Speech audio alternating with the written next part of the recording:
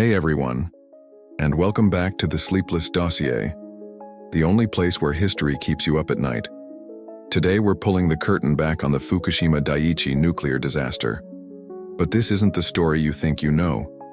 It's not a simple tale of a natural disaster overwhelming a modern marvel. The true history they don't want you to know is one of deliberate choices, of calculated risks taken with millions of lives, of a conspiracy of silence between a corporate giant and a captured government. It was a global game of chicken, played with uranium rods and public trust. Now, I'll be honest, this subject is a labyrinth of technical jargon, bureaucratic failure, and profoundly depressing human error. But untangling it is the only way to understand the truth. Before we dive into the inevitable betrayals and double crosses, if you appreciate us digging up the facts that keep historians awake, please hit that like and subscribe. It ensures these secrets keep finding their way into the light. All right, dim the lights. This one gets messy. The story of Fukushima doesn't begin on March 11, 2011. It doesn't start with the tremor or the wave. It starts years earlier, in the sterile, air-conditioned boardrooms of the Tokyo Electric Power Company, or TEPCO. Here, the disaster was not only foreseen, it was simulated, analyzed, and then, with chilling corporate pragmatism, quietly shelved.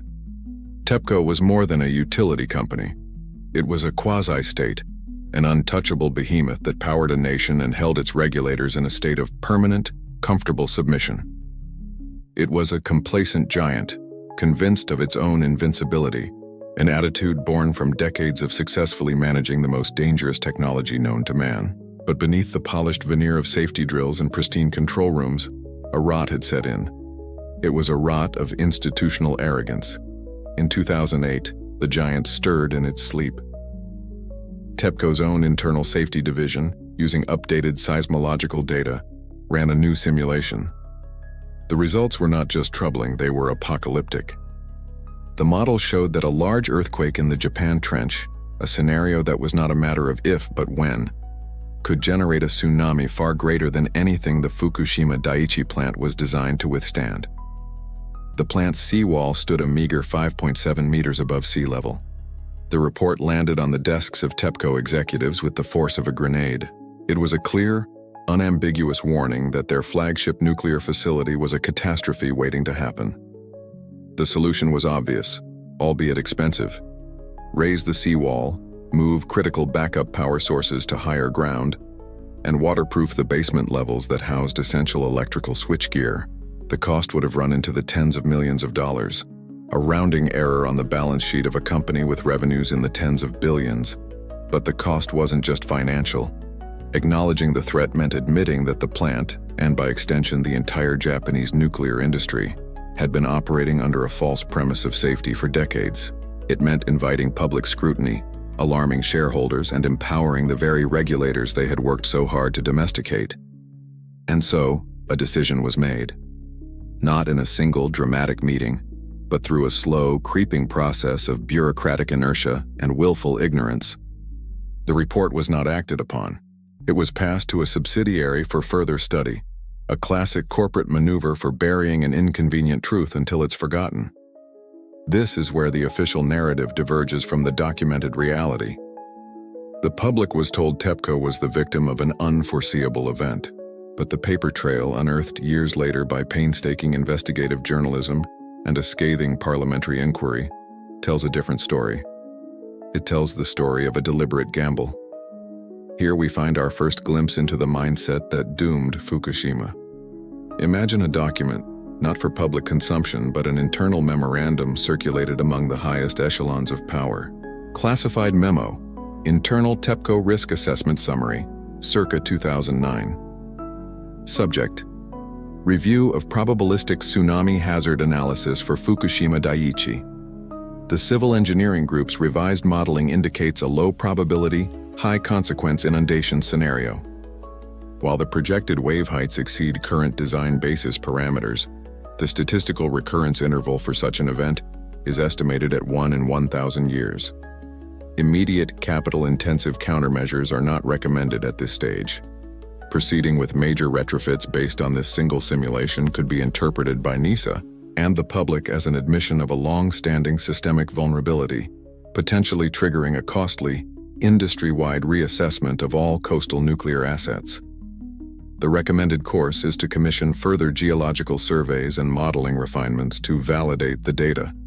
This approach contains reputational risk, while deferring significant and likely unnecessary expenditure. This memo, or the thinking it represents, is the Rosetta Stone of the Fukushima disaster. It is a masterpiece of corporate speak, translating "we are in grave danger" into "let's form a committee." It reveals a mindset where reputational risk is weighed more heavily than the risk of a triple meltdown. This wasn't negligence born of ignorance. It was negligence born of calculation. They knew. They had the numbers. They understood the physics.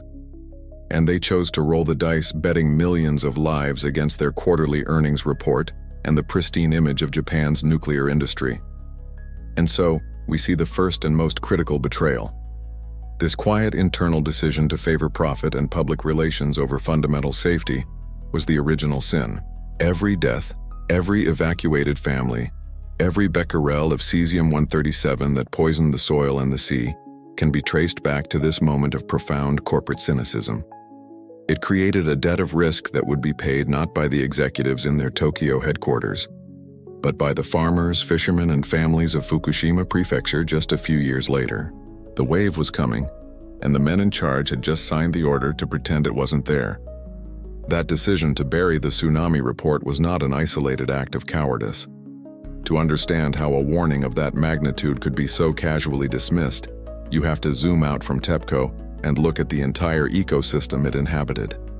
You have to understand the concept of Japan's nuclear village, the Genshiryoku Mura. This wasn't a physical place. It was a shadowy network, a closed-loop iron triangle of power linking the electric utilities, the government ministries that were supposed to regulate them, the politicians who drafted the laws, and the academics who provided the scientific justification. For decades, this village operated with a single unwritten rule: the promotion of nuclear energy is paramount, and nothing, especially not inconvenient questions about safety, will be allowed to stand in its way. It was the perfect self-perpetuating machine, fueled by money, power, and a carefully constructed national myth. The system worked like this. The Ministry of Economy, Trade and Industry, or METI, was tasked with both promoting nuclear energy for Japan's economic security and, through its agency NISA, regulating it. This is not a conflict of interest. It's the definition of it. The supposed watchdog was owned by the industry's biggest cheerleader. Then there was the practice of omakudari, or descent from heaven, where senior bureaucrats from METI would retire from their government posts and glide into lucrative executive positions at the very utility companies they had just been regulating. The game was rigged. The poachers and the gamekeepers were the same people, just wearing different hats depending on the day. TEPCO wasn't just powerful. It was an extension of the state, and the state was an extension of TEPCO. They were fused together. Within this village, a powerful mythology was born and nurtured, the myth of absolute safety. Japanese engineering was superior, the procedures were infallible, and the kind of catastrophic failure seen at Chernobyl was, they insisted, a product of shoddy Soviet design and simply could not happen in Japan. This wasn't just a public relations slogan. It became an article of faith, a collective delusion shared by the engineers, the politicians, and much of the public. The village funded university research programs that miraculously always concluded that nuclear power was safe. They sponsored friendly media coverage and educational cartoons for children depicting smiling, happy nuclear power plants. Dissent was ruthlessly suppressed. Scientists who dared question the official seismic standards found their funding cut and their careers stalled. Journalists who wrote critical articles were branded as alarmists and traitors to Japan's economic progress. The village was a fortress, and its walls were built of propaganda. The thinking that justified this entire edifice of collusion is perhaps best captured by those who built it. Consider this sentiment a distillation of countless off-the-record conversations with the men who ran the system. Uncomfortable. Quote a retired Mitai official, speaking on condition of anonymity. You have to understand our position after the oil shocks. Japan has no energy. We are an island factory that must import every drop of fuel. Our mandate wasn't safety, it was survival, national prosperity. Nuclear power was the engine of the post-war economic miracle. We didn't see our role as regulators in the Western sense, as adversaries to TEPCO. We were partners in a national project. We guided them. They empowered us. To cripple the industry with what-if scenarios and endless safety retrofits would have been economic suicide. Absolute safety is a fantasy for protesters. We dealt in the reality of keeping the lights on for 120 million people. Sometimes that requires a certain flexibility in the interpretation of risk. Flexibility in the interpretation of risk. That is the sound of a system rotting from the inside. It's the sound of 1,000 tiny compromises that accumulate over decades to create a single catastrophic point of failure. The nuclear village didn't just allow TEPCO to bury the 2008 tsunami report. It created the conditions where burying it was the only logical thing to do. Reporting the danger upwards would have been a betrayal of the village's core principle. It would have been an act of heresy against the national religion of nuclear safety. The executives who shelved that report weren't acting as rogue agents. They were behaving as loyal citizens of the village, protecting the myth that sustained them all. This, then, is the devastating meta-commentary on this culture of silence. The myth of safety, designed to reassure the public and protect the industry, ultimately became a prison for the experts themselves. They became so invested in their own propaganda that they lost the ability to imagine failure. The emergency manuals, the drills, the entire safety culture was predicated on manageable, limited accidents, a broken pipe, a localized electrical fire. The possibility of a total systemic collapse, the kind of cascading failure that the 2008 report explicitly warned of, was simply not part of their cognitive landscape. They had written it out of the script. The village's greatest success was its ability to control the narrative, and its greatest failure was that it came to believe that narrative itself. The walls they built to keep critics out also served to keep reality at bay.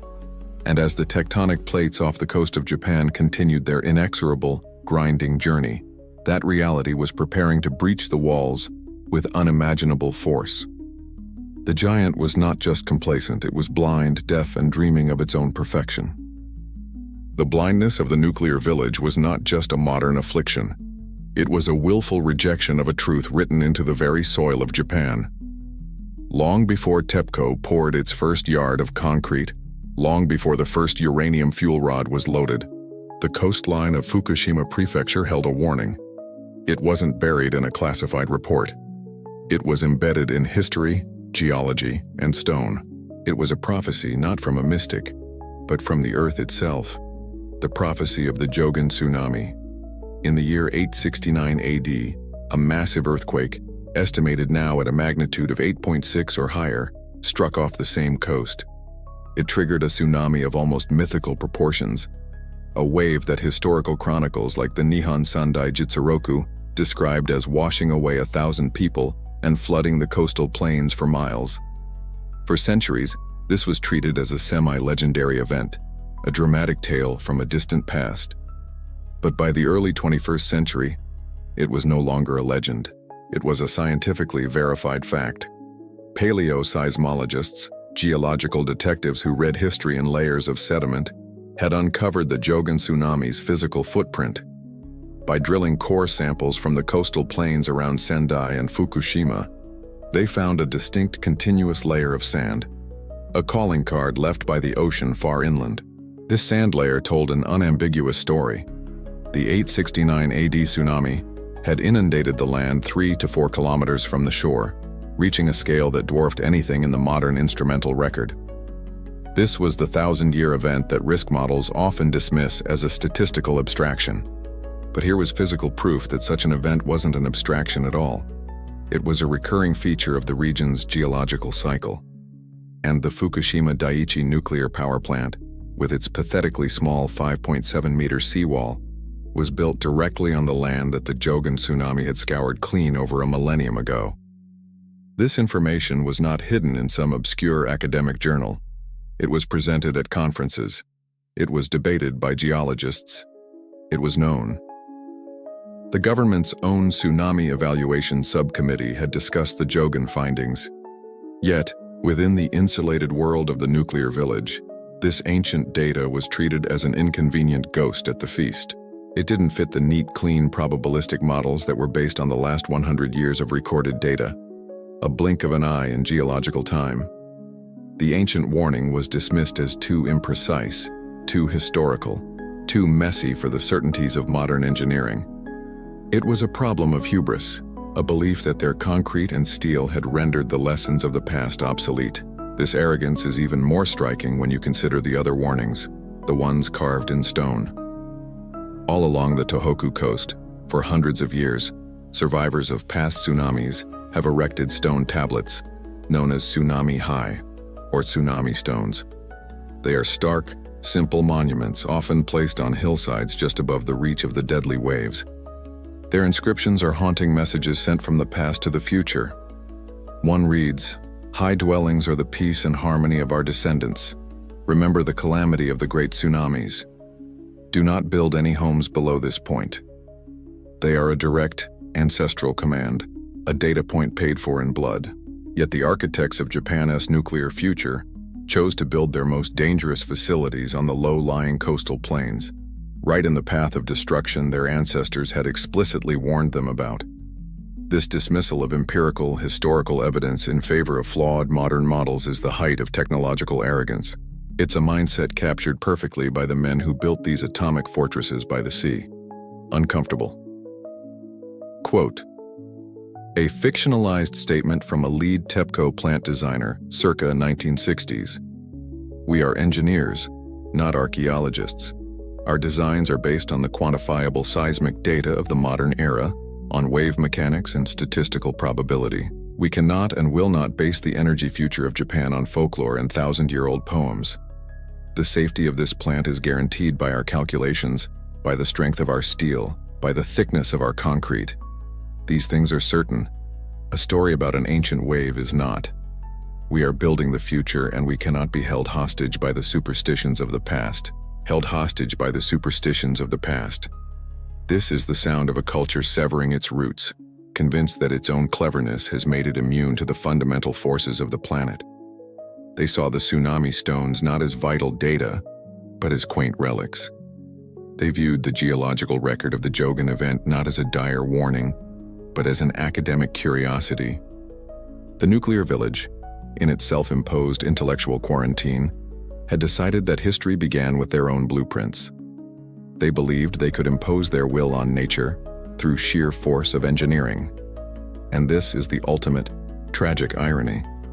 The failure at Fukushima was not a failure of technology in the face of an unforeseeable natural disaster.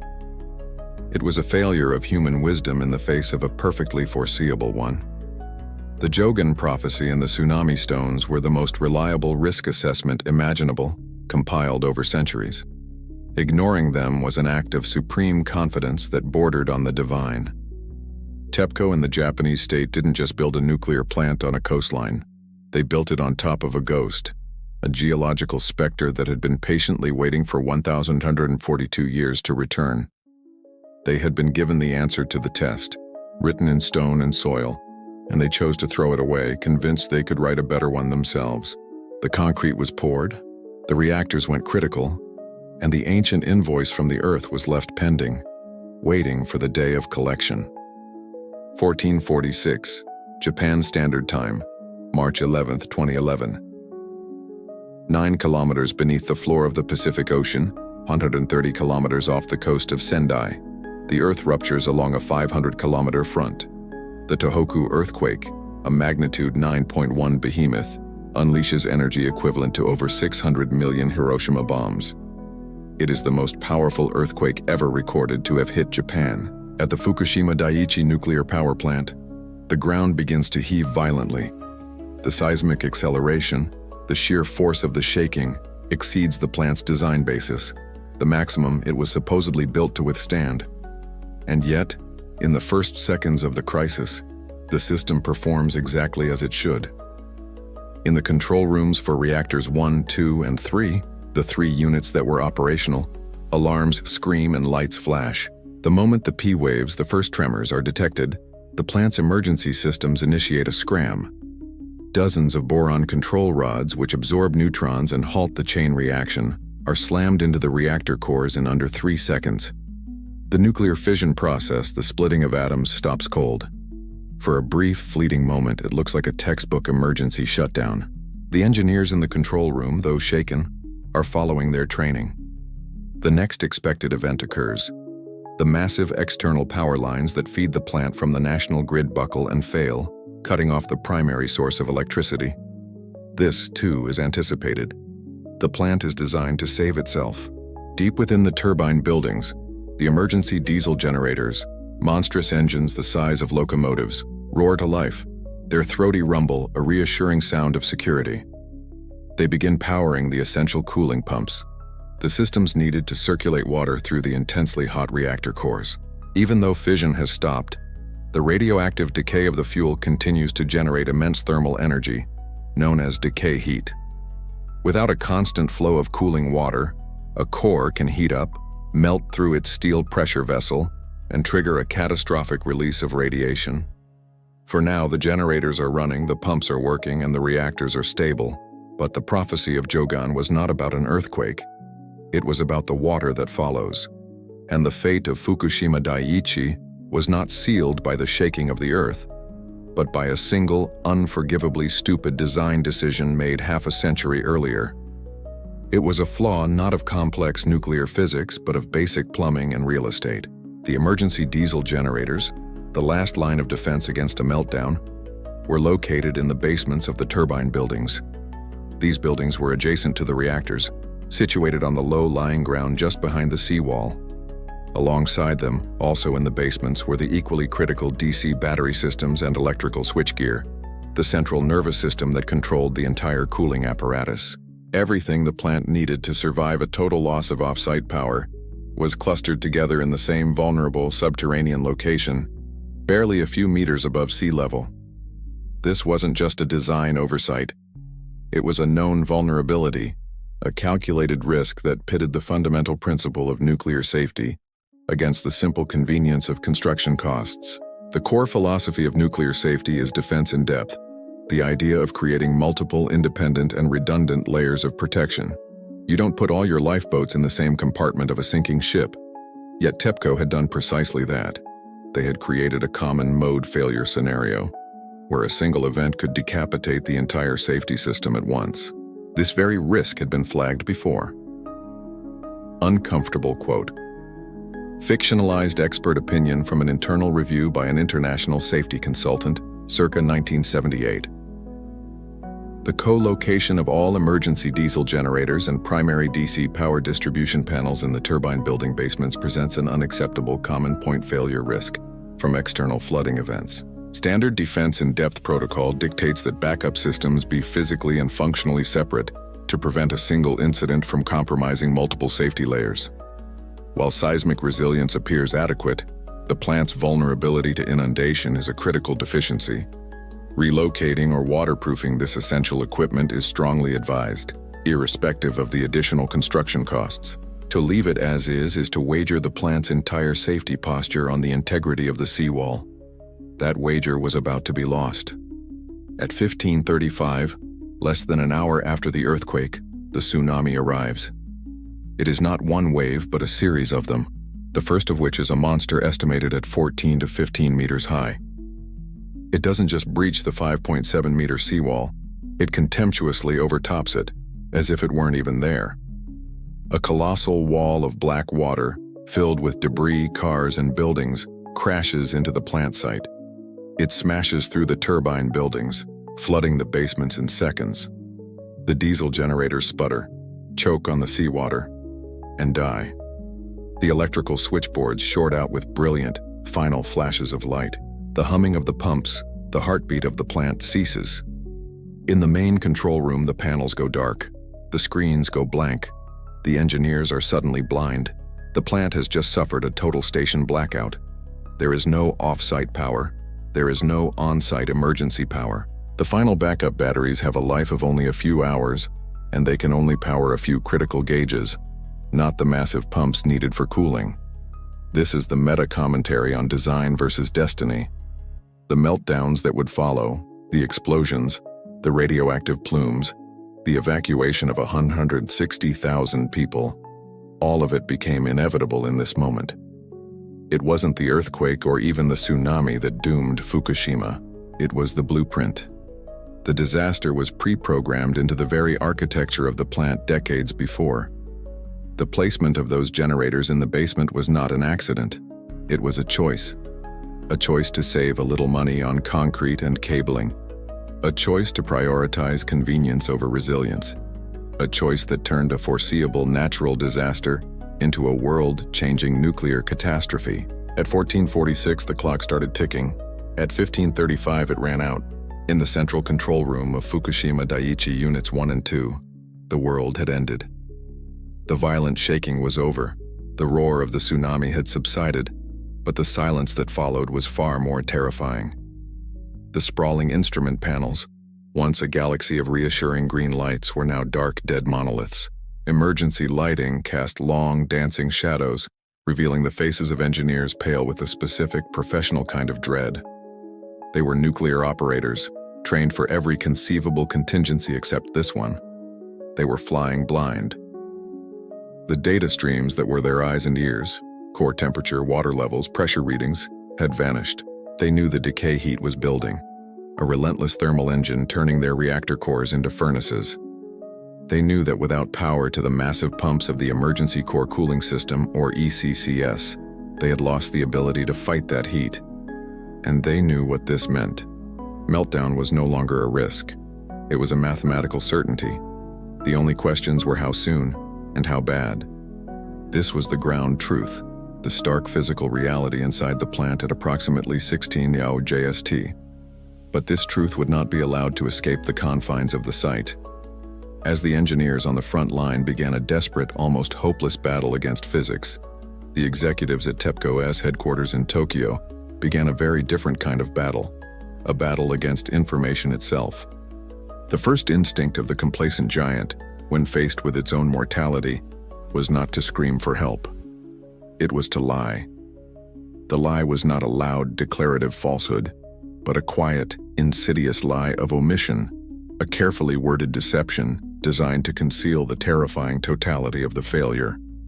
At 1542, TEPCO issued its first official emergency declaration under Japanese law. It was an Article 10 declaration, notifying the government of the failure of the emergency diesel generators. This was technically true, but it was a catastrophic understatement. It was like a ship's captain radioing the Coast Guard to report a leaky faucet as the vessel is breaking in half. The real lie came an hour later.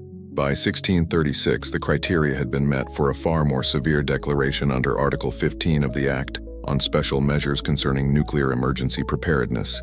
This article is triggered by the inability to inject water into the reactor. This was the situation. All AC-powered pumps were dead. Cooling was gone. TEPCO made the declaration, but they did so in a way that was deliberately ambiguous. They reported the symptom, loss of injection function, without clearly and forcefully communicating the fatal diagnosis, a total, plant-wide, and indefinite station blackout. They failed to convey that they had no power, no prospect of restoring power, and therefore no ability to cool 3 separate reactor cores that were now marching inexorably towards self-destruction. This calculated ambiguity was a masterpiece of corporate denial. This decision to obfuscate, to downplay, to manage the narrative even as the apocalypse was unfolding, was not born of panic. It was policy. It was the nuclear village operating exactly as designed. Uncomfortable. Quote, a fictionalized directive from a TEPCO crisis communications lead in Tokyo to the on-site management. Our priority is to prevent panic. The official communications must project control. We will confirm the scram and acknowledge the tsunami impact. When asked about cooling, the official terminology is, we are currently working to confirm the status of the cooling systems. Do not speculate. Do not use the term station blackout in any public-facing statements. Emphasize that the reactors are shut down. The objective is to contain the information until a clear recovery path is established. The markets are watching. The world is watching. We will not be the source of hysteria. We will not be the source of hysteria. In other words, they would not be the source of the truth. This single decision made in the first 2 hours had devastating consequences. It squandered the only resource they had left: time. The Prime Minister's office, the Conte, and the nuclear regulators at NISA were receiving these filtered, sanitized reports. They understood the situation was serious, but they did not, and could not, grasp that it was terminal. They believed TEPCO, the supposed experts, were assessing the situation and working to restore power. They were operating under the assumption that some residual cooling might still be functioning, that the highly paid engineers of the world's most reputable utility company had the matter in hand. They didn't know the engineers on site were stumbling in the dark with flashlights, trying to read dead gauges and rig car batteries to get a single instrument working. The lie created a fatal information lag between the plant and the capital. This is the moment the cover-up truly begins, and its consequences are profound. Because TEPCO was withholding the full truth, the government's response was crippled from the start. They couldn't mobilize the necessary resources because they didn't know the full extent of the need. They couldn't make informed decisions about evacuations because they were being fed partial, misleading data. The lie that was meant to prevent panic actually guaranteed a far worse outcome by preventing a clear-eyed, immediate, and overwhelming response. The meltdown of public trust began in these hours, long before the first fuel rod started to melt. TEPCO's first priority was not saving the reactors, and it was not protecting the public. It was protecting itself from the consequences of 4 decades of lies, arrogance, and negligence. The blackout was a physical state. The lie was a moral one. And in the opening hours of the Fukushima disaster, the moral failure would prove to be just as destructive as the physical one. While TEPCO's executives in Tokyo were meticulously crafting their lies of omission, a very different scene was unfolding in the basement of the Prime Minister's official residence, the Conte. Here, there was no calm, calculated control of the narrative. There was only chaos. Prime Minister Naoto Kan and his cabinet were gathered in their crisis center, a room designed to be the nerve center of the Japanese state in an emergency. But on the evening of March 11th, it was a chamber of profound and terrifying ignorance. The giant screens on the wall, which should have been displaying real-time data from Fukushima, reactor pressures, water levels, radiation readings, were instead showing the same public news broadcast from NHK that every citizen was watching. The government of Japan, a global economic and technological powerhouse, was effectively blind. They were trying to manage an unfolding nuclear catastrophe with less information than a well-informed blogger. Every attempt to get a clear picture from TEPCO was met with a wall of bureaucratic deflection. The liaisons the company sent to the Conte were shockingly uninformed, often receiving their own updates from TEPCO headquarters at the same time as the media. When Khan or his ministers demanded hard data, they were given apologies and promises. When they asked for the status of the cooling systems, they were told engineers were doing their best. It was a maddening, circular nightmare. The Prime Minister, the most powerful man in the country, was reduced to screaming into a telephone, trying to pierce a corporate veil that seemed impenetrable. He was the commander-in-chief of a nation, but the generals on the front line of this war were refusing to tell him if the battle was being won or lost. The panic in the Conte was not the hysterical, running in circles kind. It was a cold, creeping dread, the kind that comes from the slow realization that you have been made utterly powerless. The men and women in that room were responsible for the lives of millions, yet they were being forced to make monumental decisions, like the initial evacuation order for a 3-kilometer radius around the plant, based on gut feelings and worst-case scenario guesswork. They were drawing lines on a map, guessing which way the wind was blowing, and praying they were getting it right, all because the one organization that had the answers was refusing to provide them. The paranoia became palpable. Was TEPCO just incompetent, overwhelmed by the scale of the disaster? Or were they deliberately hiding the truth, sacrificing the country to save their company? This sense of being held hostage by a corporation, of being betrayed by the very system they were supposed to oversee, permeated every decision. The trust that underpins any government's ability to function was evaporating with each passing hour. Uncomfortable quote from the fictionalized private log of a senior advisor to Prime Minister Kan: It is 22. Bureau. We have been in this room for 7 hours. I have come to a horrifying conclusion. We are no longer governing. We are spectating. We ask TEPCO for reactor pressure data, and they give us a public relations statement. We ask their liaison for the status of the backup batteries, and he has to call someone who has to call someone else. The information loop is a black hole. We are the sovereign government of Japan, and we have less operational intelligence than the U.S. Navy's 7th Fleet, which is likely steaming offshore.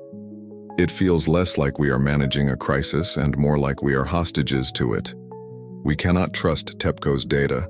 We cannot trust their motives, and we are beginning to suspect we cannot trust their competence. This paralysis was the direct and predictable consequence of the nuclear village. For decades, the Japanese government had willingly outsourced its authority over the nuclear industry. It had embraced the Amakudari system, allowed its regulators to be captured, and accepted the myth that TEPCO's expertise was beyond political question. This hands-off approach worked beautifully when the only goal was generating electricity and profits. The village operated as a closed, self-regulating club where politicians were welcome to cut ribbons but were expected to stay out of the technical details. But now the cozy arrangement had inverted itself into a nightmare. The very system designed to shield TEPCO from government oversight was now shielding the government from critical information. The state had the sole responsibility for protecting its people, but had bargained away the tools and the authority to do so. This is the central, terrifying paradox of the Kante's blind panic. A sovereign nation discovered in its hour of greatest need that it was not truly sovereign. Its most critical infrastructure, its most dangerous technology, was controlled by a private entity whose allegiance, in a crisis, was to its shareholders and its own survival first, and to the nation a distant second. The frantic, desperate energy in that basement room was the death rattle of a failed regulatory state. Prime Minister Kan's rage was not just the frustration of a single leader. It was the impotent fury of a government waking up to the fact that the monster it had helped create and feed for 50 years was now loose and it had no leash. Back at the plant, the government's blindness was the engineer's reality. The information vacuum the Kante was experiencing was a physical, terrifying presence in the control room. While politicians screamed for data, the plant workers were stumbling through pitch-black corridors, their world reduced to the narrow beam of a flashlight. In these first critical hours, as the pressure and temperature inside the reactor cores began their relentless climb, the on-site teams turned to the one thing that should have been their salvation: their training and their emergency operating procedures, or EOPs. These were the sacred texts of nuclear safety, monstrously thick binders filled with flowcharts and checklists for every conceivable malfunction. They were the product of decades of experience and millions of dollars of safety analysis. And on the night of March 11th, they were almost completely useless. The engineers would have frantically pulled them out, spreading the pages on a powerless console. But as their flashlight beams traced the decision trees, they would have hit a dead end on the very first page. Step 1. Verify status of off-site power. Status: gone. Step 2. Verify startup of emergency diesel generators. Status: underwater and destroyed. Step 3. Align valves for alternate water injection using AC-powered pumps. The valves were inoperable. The pumps had no power. Every procedure, every checklist was predicated on a set of fundamental assumptions, and every single one of those assumptions had been shattered. The manuals assumed that some power would always be available. They assumed a station blackout would be temporary and affect a single reactor. They never, ever contemplated a scenario where the entire site, with multiple reactors in distress, would lose all power, all monitoring, all lighting, and all communication indefinitely due to a massive external event. They were working from a manual for a different disaster. It was like giving a firefighter a manual on fixing a leaky faucet while the entire city burns down. Beyond the standard EOPs, there were the Severe Accident Management Guidelines, or SAMGs.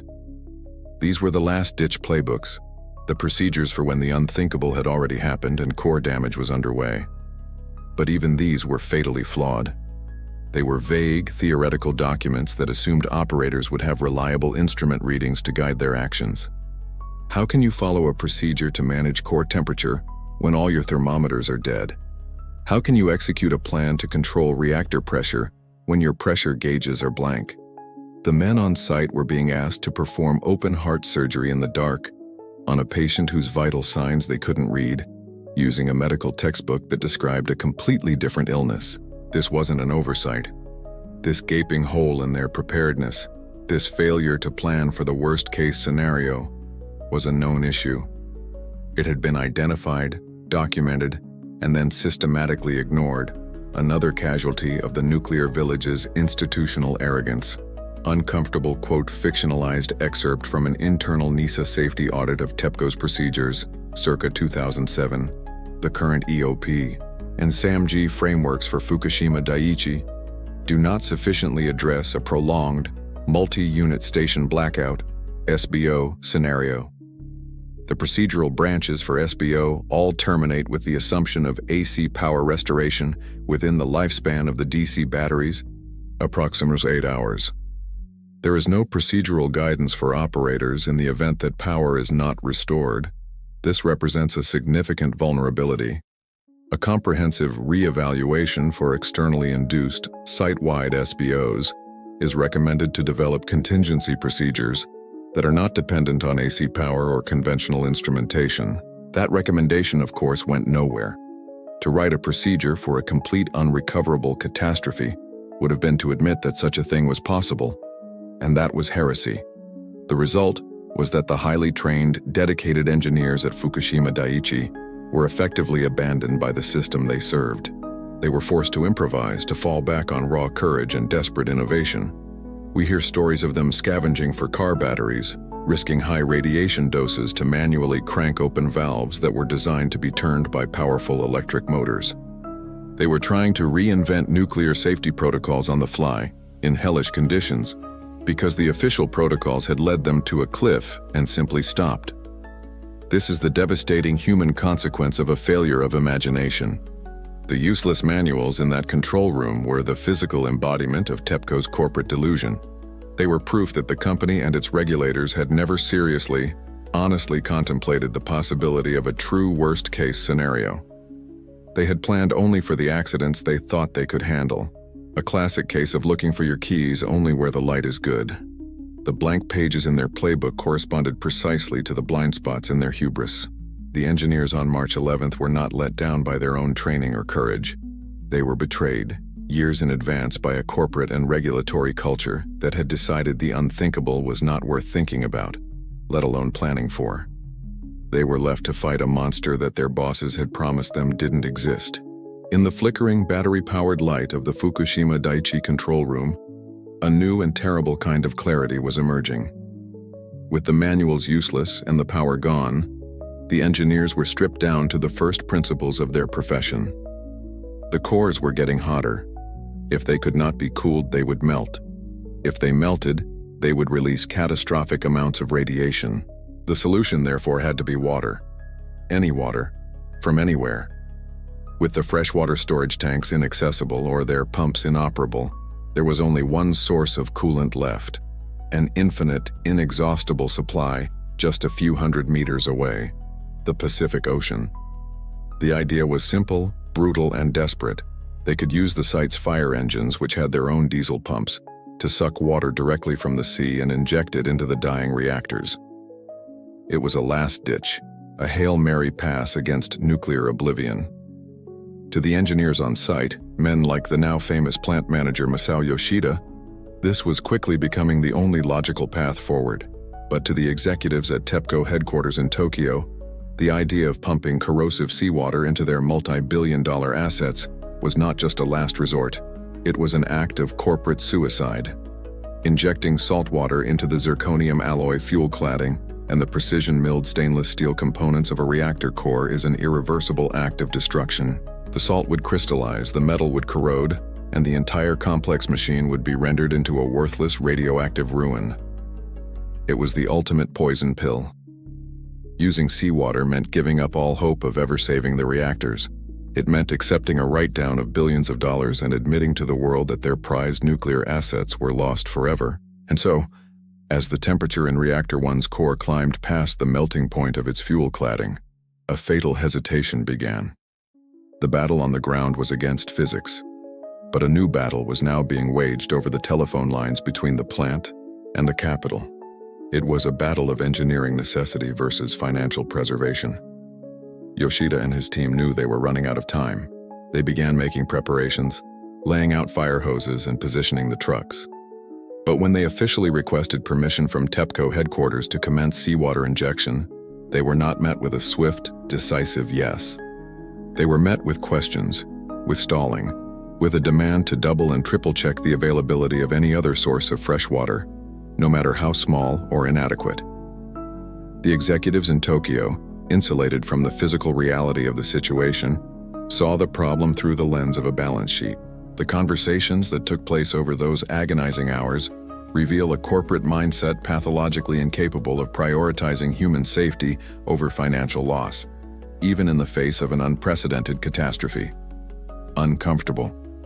Quote, a fictionalized but representative exchange from a conference call between TEPCO HQ and the Fukushima Daiichi plant manager, Yoshida-san.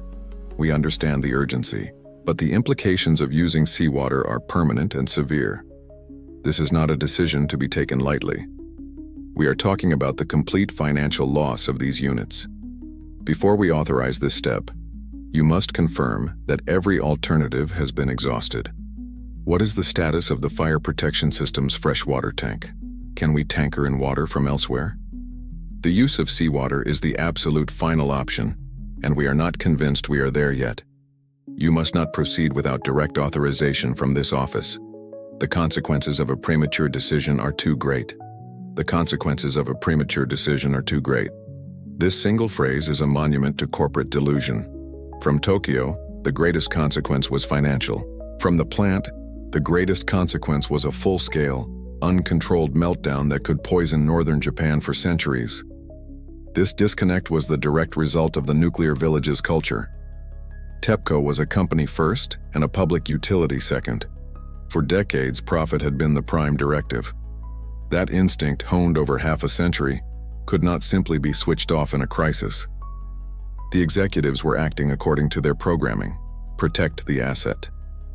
The fact that the asset was now a clear and present danger to the entire nation was a reality they seemed psychologically unable to process. This, then, is the unforgivable sin of the seawater hesitation. The delay was not technical. It was not logistical. It was a conscious, deliberate pause, born of a conflict between the preservation of life and the preservation of capital. During these critical hours when the core of Reactor 1 was melting, when the zirconium cladding was reacting with water to produce explosive hydrogen gas, the decision-makers were weighing the cost of the reactors against the risk to the public. They were letting the clock run out on a nuclear meltdown while they debated the financial implications of the only remaining solution. This was not a moment of confusion or panic. It was a moment of chillingly rational, if morally bankrupt, calculation. They were losing time, precious minutes and hours, in a desperate, last-ditch attempt to save the money, even if it meant losing the war. As the hours bled from March 11th into the dark, early morning of March 12th, the situation was spiraling into the abyss. At the plant, the pressure inside Reactor 1's containment vessel was skyrocketing, a sign that the core was damaged and producing enormous quantities of steam and hydrogen gas. Plant manager Yoshida was begging Tokyo for permission to use seawater, the only tool he had left. In Tokyo, TEPCO's executives were still equivocating, paralyzed by the financial consequences. And in the Kantei, Prime Minister Naoto Kan had reached his breaking point. He was a leader besieged by a conspiracy of silence, fed a steady diet of corporate talking points while his country teetered on the brink of nuclear ruin. His every order was slow-walked. Every request for data was met with a platitude. The system was broken. The chain of command was a lie. And so, Kan made a decision that shattered a century of Japanese political protocol. If the information wouldn't come to him, he would go to the information. At 5:44 a.m. on March 12th, the Prime Minister of Japan did the unthinkable. He stormed out of the Kantei and with a small group of advisors traveled directly to the headquarters of the Tokyo Electric Power Company. This was not a scheduled meeting. It was a raid. It was the head of state, furious and sleep-deprived, personally descending upon a private corporation to seize control of a crisis its own government had failed to regulate. The image is staggering. The leader of the world's third-largest economy, forced to abandon his own crisis center to confront the executives of a utility company because they would not answer his calls with the truth. When Khan and his team burst into TEPCO's emergency headquarters, they found a scene of stunned, bureaucratic paralysis. The executives, who had been so adept at managing information, were utterly incapable of managing the reality. Khan immediately established a joint government TEPCO response headquarters on the premises, a move that was less a partnership and more a hostile takeover. He was now face-to-face with the men who had kept him in the dark for over 12 agonizing hours. The polite fictions of Japanese corporate deference evaporated in the heat of his rage. He learned, to his horror, that TEPCO had even been discussing the possibility of withdrawing all their personnel from the plant, an act of abandonment that would have guaranteed an unmitigated multi-reactor Chernobyl-scale disaster. The thought of the company simply giving up and running away, leaving the nation to its radioactive fate, pushed Khan over the edge. It was in this crucible of fear and fury that the facade of the nuclear village was finally, violently ripped away. What followed was not a polite discussion, but a raw, primal scream of frustration from a leader who had been pushed too far, uncomfortable. Quote, the Prime Minister of Japan, Naoto Kan, directly confronting the TEPCO leadership. I am the Prime Minister. The Kante is getting no information. You are the experts. You are the only ones on the ground who can stop this. There is a 99% chance you can do this, so do it. If you choose to withdraw your people, if you abandon that plant, I guarantee you TEPCO is 100% finished. It will cease to exist. This is not about protecting your company anymore. This is about saving Japan. What the hell is going on here? What the hell is going on here? It was not a question, it was an indictment. It was the sound of a sovereign government realizing it had been betrayed. In that moment, Naoto Kan was no longer just the Prime Minister. He was the embodiment of a nation's fury. His ultimatum was a brutal, necessary act that cut through the layers of corporate denial and forced the issue. He made it clear that the dithering over financial losses was over. The hesitation about seawater had to end. The only priority now was preventing a worst-case scenario, and he, the Prime Minister, would personally hold them accountable if they failed. This intervention is the critical turning point in the human drama of the disaster. It was a complete and total breakdown of the established order. The nuclear village, with its cozy, unspoken arrangements, was designed to keep politicians out of TEPCO's business. Khan's raid was a declaration that those rules no longer applied. He exposed TEPCO's paralysis, not just to himself, but to the world, revealing that the all-powerful, all-knowing utility was, in the face of a real crisis, a hollow shell. The meta-commentary is stark. The system of collusion and regulatory capture had proven so effective at protecting the industry in peacetime that it had rendered both the company and the state incapable of functioning in a time of war. The Prime Minister had to become the de facto crisis manager, because the designated crisis managers were more concerned with their stock price than with a core meltdown. It was a moment of profound systemic failure, a failure so complete that it required the leader of the nation to personally intervene to force a private company to do its job. Prime Minister Khan's volcanic eruption at TEPCO headquarters had broken the spell of corporate paralysis. The ultimatum had been delivered. Save the plant or the company ceases to exist. Under the force of this direct political threat, the executives in Tokyo finally, reluctantly, gave the green light. The order was transmitted to Fukushima Daiichi. Commence seawater injection into Reactor 1. For plant manager Masao Yoshida and his exhausted, irradiated crew, this was the moment they had been pleading for. It was an admission of defeat, but also their only hope of victory against the raging physics inside the core. In the chaotic, debris-strewn darkness of the plant site, firefighters and plant workers, clad in heavy protective gear, began the desperate task of laying hundreds of meters of fire hose from the ocean to the stricken reactor. The plan was as crude as it was essential. Turn the Pacific Ocean into an IV drip for a dying nuclear reactor. At 19:04 on the evening of March 12th, nearly 28 hours after the earthquake, the The pumps on the fire engines roared to life. Seawater, cold and corrosive, began its journey into the superheated pressure vessel of Reactor 1. It was a moment of profound sacrifice, the irreversible act of destroying $1 billion asset to prevent a regional catastrophe. But the deeply ingrained pathology of TEPCO's leadership, their obsession with preserving their property, did not simply vanish after the Prime Minister's visit. Even as the life-saving, asset-destroying water began to flow, the executives in Tokyo were having second thoughts. They were still desperately searching for an off-ramp, an alternative, a miracle that would allow them to save both the plant and their balance sheet. And in an act of almost unbelievable recklessness, they tried to reverse the decision. Shortly after the injection began, a new order came down the line from TEPCO headquarters to Masao Yoshida. The message was clear, and it was insane. They wanted him to stop. They were still waffling, still prioritizing the machine over the men, women, and children of Japan. Uncomfortable. Quote A, dramatized recreation of the order from TEPCO Vice President Sakai Muto to plant manager Masao Yoshida. Yoshida-san, this is Muto. There has been a misunderstanding regarding the Prime Minister's instructions. We are to reevaluate the seawater strategy. We have not fully exhausted freshwater options from the suppression pool. I am ordering you to suspend seawater injection into Unit 1 immediately. I repeat, suspend injection and await further instructions from this office. Confirm you have received and will comply with this direct order. Here, in this single moment, the entire crisis is distilled. On one end of the line is the corporate hierarchy in Tokyo, still clinging to the fiction of control, still trying to salvage their investment, utterly detached from the reality on the ground. On the other end is Masao Yoshida, a man standing on the precipice of hell, the only person standing between a damaged reactor and a full-scale radiological disaster. He knew the core was melting. He knew that the water, any water, was the only thing holding back the abyss.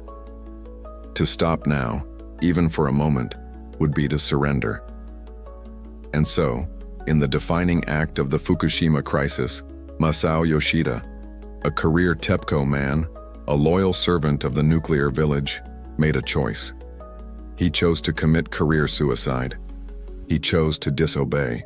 In his later testimony to government investigators, Yoshida confessed to what he did next. He gave a quiet order to his operators on the ground. Keep pumping. Then he picked up the phone to his bosses in Tokyo and effectively lied, telling them he was complying with their order to suspend injection. This was the saltwater gambit. It was an act of heroic, calculated insubordination. Yoshida knew that the executives in Tokyo were wrong. He knew their order was not just a mistake, but a potential death sentence for his country. And so he severed the chain of command, creating a false reality for his superiors in which their orders were being followed. While in the real world, his men continued the desperate, essential work of cooling the core. He built a firewall of deception around the plant to protect the operation from the incompetence of his own leadership. This is the meta-commentary on the collapse of a system. The culture of the nuclear village demanded absolute obedience and deference to authority, but the crisis it produced demanded the exact opposite: defiance, autonomy, and moral courage. Masao Yoshida, the ultimate insider, was forced to become the ultimate rebel. His lie to TEPCO headquarters was a more honest and honorable act than any of TEPCO's carefully crafted public statements. It was a recognition that the corporate structure he had served his entire life was now the primary obstacle to resolving the crisis. His duty was no longer to his vice presidents. It was to the laws of thermodynamics and to the 120 million people who lived downwind. He broke the company's rules to uphold his responsibility as an engineer, and in doing so, he may well have saved Japan. Masao Yoshida's secret act of defiance was a victory in the war against heat. But another, more explosive battle was already being lost: the war against pressure. The seawater being pumped into Reactor 1's core was turning instantly to steam, adding to the already immense pressure building inside the primary containment vessel. But it was also creating a far more dangerous threat. At the extreme temperatures now present in the damaged core, well over 1200 C, a vicious chemical reaction was taking place. The zirconium alloy cladding of the uranium fuel rods was stripping the oxygen atoms from the water molecules, a process known as oxidation. The chemical equation is terrifyingly simple. Zr plus 2H2, O, Zro, 2 plus 2H2. The result was zirconium oxide and a catastrophic amount of free hydrogen gas. The very coolant meant to save the reactor was also feeding the production of a massive explosive bomb inside the containment. By the morning of March 12th, the pressure inside Reactor 1's containment had climbed to more than twice its design limit. The gauges, intermittently powered by scavenged batteries, were screaming a warning. The containment vessel, a massive structure of steel and concrete, was the last physical barrier standing between the melting core and the outside world. If it ruptured, it would be an uncontrolled ground-level release of the reactor's entire radioactive inventory, a Chernobyl-level event. The engineers were faced with a devil's choice, one of the most terrible paradoxes in nuclear safety. To save the containment, they had to intentionally breach it. They had to vent. Venting is a deceptively simple word for a horrifying procedure. It means deliberately opening a series of valves to release the highly pressurized, intensely radioactive mixture of steam and hydrogen gas out of the containment, up through a stack and directly into the atmosphere. It is a conscious, calculated act of radiological pollution. The vent stacks have filters, but they are designed to capture particulate matter, like cesium and iodine isotopes. They are completely useless against radioactive noble gases like xenon and krypton, which would pour out into the surrounding environment. Venting is not a solution. It is a controlled surrender, an admission that you can no longer keep the poison in the bottle and must now choose the time and place of its release. It is a choice to poison the land in order to prevent a far larger, more explosive poisoning. And even this controlled surrender was almost impossible to execute. The venting systems, like everything else, were designed to be operated from the control room with the push of a button. But with no power, the complex series of valves had to be opened manually. This meant sending teams of workers, known as suicide squads by some, into the pitch-black, intensely radioactive reactor building. They were dressed in stifling protective gear, carrying heavy car batteries to try and power the valve motors, or wrenches to try and crank them open by hand. It was a slow, grueling, and terrifying process. Every minute they spent in those lethal radiation fields was a gamble with their lives, and every minute they delayed, the pressure in the containment climbed closer to the breaking point. The men on the ground, faced with this impossible task, understood the grim nature of their choice with a clarity that was absent in the distant, sterile boardrooms of Tokyo. Uncomfortable quote. A fictionalized exchange between two engineers preparing for a venting operation. Okay, let me get this straight. The choice is, we open this valve and we knowingly release radioactive gas all over the prefecture. Or, we don't open the valve, the hydrogen builds up, and the entire containment building explodes like the Hindenburg, contaminating half of Honshu. Is that the basic situation? That's the situation. Right. Just checking. You happen to know which way the wind is blowing? This gallows humor was the only sane response to an insane situation. But the decision was not just technically difficult, it was politically toxic. The Japanese government and TEPCO were terrified of the public and international reaction to a deliberate release of radiation. It was an admission of total failure. This led to more hesitation, more delays. Even after Prime Minister Khan had ordered TEPCO to proceed, the actual execution was agonizingly slow. The workers struggled for hours in the dark, trying to force open the stubborn valves, their radiation dosimeters chirping frantically. Here we see the cruelest logic of a severe nuclear accident laid bare. The choices left are never good. They are always between the disastrous and the catastrophic. The men sent to open those valves were forced to become agents of pollution, releasing a plume of radioactive material that would settle on farms, towns, and forests. This act wasn't an unforeseen consequence. It was the planned response. The system, in its final moments of failure, was designed to sacrifice the surrounding environment to save the integrity of the machine. The venting dilemma is the end point of all the previous failures. The buried reports, the captured regulators, the flawed designs. The engineers crawling through those dark radioactive corridors were paying the physical price, a literal pound of flesh, for decades of corporate and political malfeasance. They were forced to make a choice that no one should ever have to make. A choice that was preordained the moment TEPCO decided a 15-meter tsunami was a risk worth taking. Let's step back from the chaos for a moment and look at the clock. Let's conduct a forensic audit of time itself, because in a nuclear meltdown, time is the one resource that cannot be recovered. The station blackout at Fukushima Daiichi was total by 1541 on March 11th. Based on all subsequent analysis, the fuel in Reactor 1, deprived of its coolant, began to uncover and overheat within 2 to 3 hours. Core damage, the point of no return, was likely underway by 1930 that same evening. By all rational physics-based metrics, this was the moment a state of emergency became a state of catastrophe. This was the moment for the ultimate, desperate damn the consequences intervention. This was the moment to start pumping seawater. And yet, as we know, that did not happen. The sustained, albeit defiant, injection of seawater into Reactor 1 did not begin until after 19 and on March 12th, a full day later. Full. Even being generous, the critical window of decision-making was the 10-hour period from the onset of core damage on the evening of the 11th to the early morning of the 12th, when Prime Minister Kan was forced to personally intervene. 10 hours. An eternity. For 10 hours, as a nuclear core liquefied and produced vast clouds of explosive hydrogen, the response was defined by paralysis. This delay was not a technical problem, it was not a logistical problem, it was not a scientific problem, it was a corporate problem, it was a human problem. It was the direct, measurable result of a series of deliberate choices made by TEPCO, choices that prioritized everything and anything over the one action that mattered. These 10 hours were bought with a currency of deception and denial. They were spent on TEPCO's initial lies of omission to the government, creating an information fog that crippled any effective national response. They were spent by engineers on site flipping through useless manuals that had no procedure for the reality they faced. They were spent in frantic, pointless searches for phantom sources of fresh water, a charade insisted upon by Tokyo executives to delay the financially ruinous decision to use salt.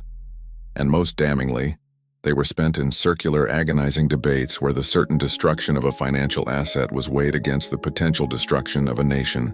For 10 hours, the laws of thermodynamics were held in contemptuous abeyance by the laws of corporate governance. The consequences of this delay are written in the radiological signature of the disaster itself. During that 10-hour gap, the core of Reactor 1 did not just melt, it disintegrated. The uranium fuel pellets, melting at nearly 3,000, slumped into a molten mass known as corium, which then likely burned its way through the bottom of the 6-inch thick steel reactor pressure vessel. This uncontrolled, superheated mass is what created the biblical quantities of hydrogen gas. The delay didn't just make the situation worse, it fundamentally changed the nature of the accident, transforming it from a meltdown into a potent, volatile bomb factory. Yet in the aftermath, the official corporate narrative would attempt to frame this catastrophic failure of judgment as a prudent, procedural deliberation. Uncomfortable quote, fictionalized excerpt from a post-accident TEPCO internal review document. Finding 3.1a. The timeline between the declaration of a station blackout and the initiation of alternative water injection was governed by a strict adherence to severe accident management guidelines. These protocols mandate the prioritization and exhaustion of all available freshwater assets before escalating to the use of corrosive agents such as seawater. The decision-making process during this period was necessarily complex, involving multiple stakeholders and a rigorous evaluation of significant asset preservation risks. While the eventual outcome was suboptimal, the actions taken by management were consistent with established procedures and the prudent stewardship of corporate resources under conditions of unprecedented duress. Prudent stewardship of corporate resources. This is the language of self-absolution, a bureaucratic euphemism for "we hesitated because it was expensive." It is an attempt to retrospectively sanitize a moment of profound moral cowardice and transform it into a display of responsible management. But the physics of a melting core is not subject to revision by a public relations committee. The truth is that while TEPCO was engaging in the prudent stewardship of its assets, the uncontrolled nuclear fission products within that asset were stewarding a radiological and explosive disaster. This, finally, is the unforgivable nature of that 10-hour delay. It was the critical period where the die was cast. Every terrible event that was to follow, the hydrogen explosions that would rip the reactor buildings apart, the massive atmospheric release of cesium-137, the contamination of the food chain, the evacuation of over 150,000 people, was made not just possible but inevitable during these lost hours. The tsunami created the conditions for a disaster, but the delay, born of corporate avarice and a culture of denial, is what determined its catastrophic scale. It was a delay paid for in becquerels, a hesitation measured in cancer risks, an indecision that will be felt in the soil and water of Fukushima for the next 300 years. The price for that 10-hour delay was about to be paid, not in yen, but in a far more spectacular and terrifying currency. By the afternoon of March 12th, the situation at Reactor 1 was a runaway train. The desperate, slow, and intermittent venting had failed to relieve the colossal pressure inside the containment. More importantly, it had failed to purge the ever-growing bubble of hydrogen gas that had been accumulating for the better part of a day. This hydrogen, born from the reaction of steam on the melting zirconium fuel rods, had found its way out of the primary containment vessel, likely through seals and cable penetrations that were never designed to withstand such extreme conditions. It was leaking into the vast open space of the outer reactor building, the iconic rectangular structure that encased the entire apparatus. Here, in this cavernous space, the pure hydrogen was mixing with the oxygen in the air, creating a perfect, high-explosive fuel air bomb on an industrial scale. All it needed was a spark, a short circuit from a piece of jury-rigged equipment, a static discharge, any random ignition source in a building shaking with aftershocks. The bomb was primed. The countdown was over. At 15:36 JST, it detonated. News cameras broadcasting live to a horrified nation and a stunned world captured the moment. Without warning, the upper half of the Reactor 1 building simply ceased to exist. A massive cloud of gray concrete dust and white steam erupted upwards and outwards in a violent blast. The concrete walls pulverized, the steel roof was blown clear off, leaving the twisted skeletal superstructure of the building exposed to the sky. The sound was a dull, percussive thump, felt miles away. It was not a nuclear explosion, the core itself had not detonated, but it was the next worst thing. It was a hydrogen explosion, and it had just ripped the top off a building containing a melting nuclear reactor core. The last significant physical barrier between the radioactive poison and the atmosphere was now gone. In the Kante and at the headquarters of the Nuclear and Industrial Safety Agency, the footage would have been met with stunned silence, followed by pure, undiluted panic. For 24 hours, they had been operating on the filtered, sanitized, deliberately ambiguous information provided by TEPCO. They had been told the situation was serious but stable, that venting was proceeding, that the company was managing the crisis. The explosion was a brutal, visceral refutation of every lie they had been told. Uncomfortable quote. Fictionalized transcript of an urgent panicked call from a NISA director to the Prime Minister's office. Sir, have you seen the footage from NHK? It's Unit 1. The whole top of the building is gone. It's not there anymore. This was not a controlled vent. This was a massive explosion. TEPCO's briefings gave no indication this was a possibility. They told us pressure was being managed. They told us the situation was under control. They either lied to us or they have no idea what is happening. We have to assume a major uncontrolled atmospheric release is in progress. The evacuation zones are no longer valid. Sir, they lied. This was the moment the crisis broke containment, not just physically, but informationally. TEPCO's first instinct, true to form, was to downplay the event. Their spokespeople initially tried to claim the containment vessel itself was intact, that it was only the building that was damaged. But this was a distinction without a difference. The explosion had violently breached the secondary containment. injuring several workers and scattering highly radioactive debris across the entire plant site. This made all subsequent recovery efforts exponentially more difficult and dangerous. More importantly, it was a visual confirmation of a complete loss of control. It was the physical manifestation of TEPCO's arrogance and deceit. The meta-commentary writes itself. The hydrogen that fueled that blast was not a product of the tsunami. It was a product of delay. It was manufactured during those 10 unforgivable hours when TEPCO executives debated the cost of seawater, while the core of Reactor 1 cooked. The lies, the hesitations, the moral cowardice, they had all been transmuted by the laws of chemistry and physics into an explosive gas. The explosion was not a surprise. It was an appointment. It was the inevitable kinetic outcome of a series of corporate and regulatory failures. When the roof of the Reactor 1 building blew off, it did more than just release a plume of radioactive dust. It blew the lid off the entire conspiracy of silence that was the nuclear village. For 40 years, they had told the world that Japanese nuclear power was absolutely safe. At 15:36 on March 12, 2011, the lie became so great, so dense, so energetic, that it simply exploded. The explosion at Reactor 1 was a physical event, but its aftershock was informational. The blast had torn a hole not just in a building, but in TEPCO's carefully constructed narrative of control. With the evidence of a catastrophe now broadcasting on a live global feed, the strategy of ambiguity and delay was no longer tenable. The cover-up could no longer hide the event itself, so it mutated. It shifted its focus from concealing the fact of the failure to concealing the name of it. A new lie was born, a lie of semantics, a calculated deception centered on the avoidance of a single terrifying word: meltdown.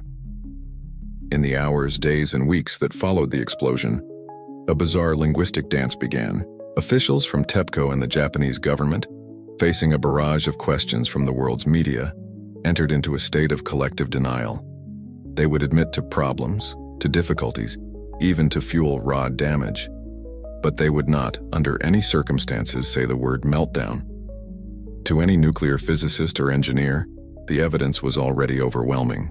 A complete loss of cooling for more than a few hours, followed by a massive hydrogen explosion, is the textbook definition of a severe accident sequence that inevitably leads to the melting of the uranium fuel core.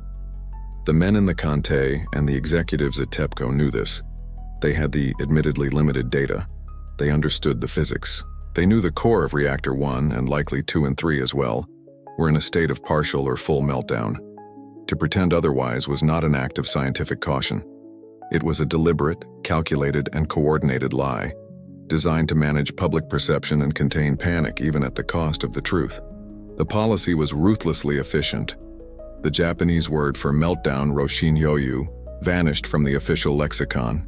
It was replaced with a carefully chosen, far less alarming euphemism, roshin sonsho, meaning core damage. The difference is not trivial. Damage is a clinical manageable term. It implies something is broken but perhaps fixable.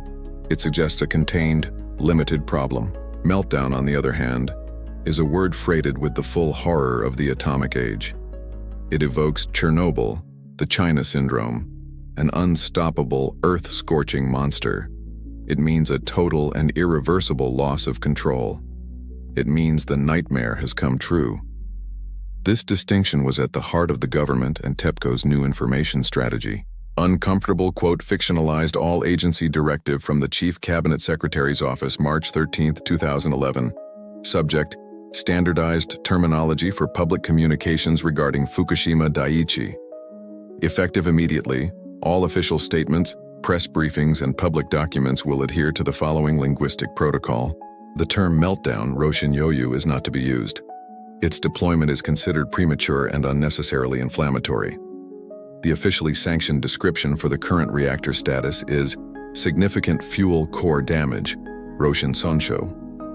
The objective is to provide accurate information without inciting undue public anxiety.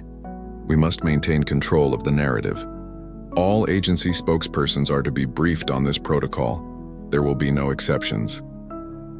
For 2 agonizing months, this directive held. The world watched a surreal spectacle unfold in daily press conferences. Reporters would ask, point blank, Have the reactor cores melted? And officials would respond with a pre-programmed line. We can confirm there is damage to the fuel rods, or we believe a portion of the fuel has been damaged. It was a masterclass in obfuscation, a government-wide gaslighting of its own people. They were being told not to believe their own logical conclusions. Then in mid-May 2011, the charade finally collapsed. TEPCO, in a quiet, unceremonious data release, published the results of a computer analysis. It confirmed that the fuel in Reactor 1 had not just been damaged. It had fully melted and slumped to the bottom of the pressure vessel a mere 16 hours after the tsunami struck. They had known, or had every reason to know, for 2 months. They had lied. This is the devastating meta-commentary on the power of language as a tool of control. The meltdown denial was one of the most cynical episodes of the entire crisis. It was a conscious decision to treat the Japanese public and the world like children who were too fragile to be told the truth about the monster in the closet. By refusing to name the beast, the authorities hoped to rob it of its power. But what they actually did was destroy their own credibility and sow the seeds of a deep, lasting public distrust. The refusal to say meltdown wasn't just about managing panic. It was about evading accountability. If there was no meltdown, perhaps the failure was not as absolute as it seemed. It was an attempt to grade their own failure, to give themselves a C for core damage instead of the F they deserved for a full-blown, triple reactor meltdown. This linguistic lie was not harmless. It obscured the true scale of the radiological danger, and in the critical early days, it may well have delayed the wider evacuations that were so clearly necessary. The lie about the meltdown was a lie about the past, an attempt to rewrite the history of what had already happened inside the reactor cores. But another, more insidious lie was being told in real time. This was a lie about the future, about the next hour, the next day.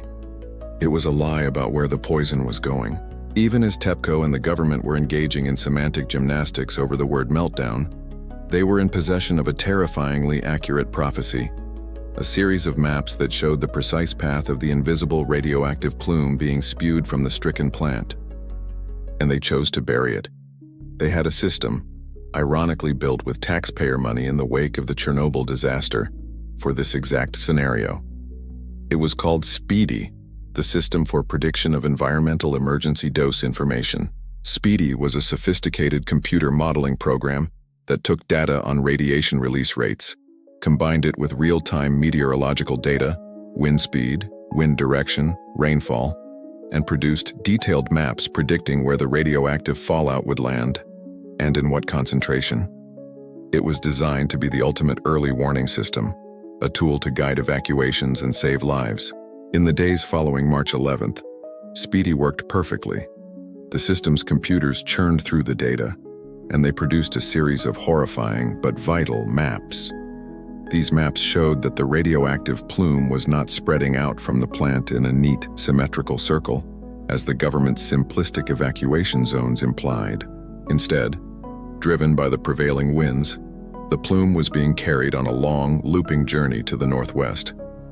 It was drifting over hills and valleys, towns and villages, farms and schools, many of which were located well outside the hastily drawn 20-kilometer mandatory evacuation circle.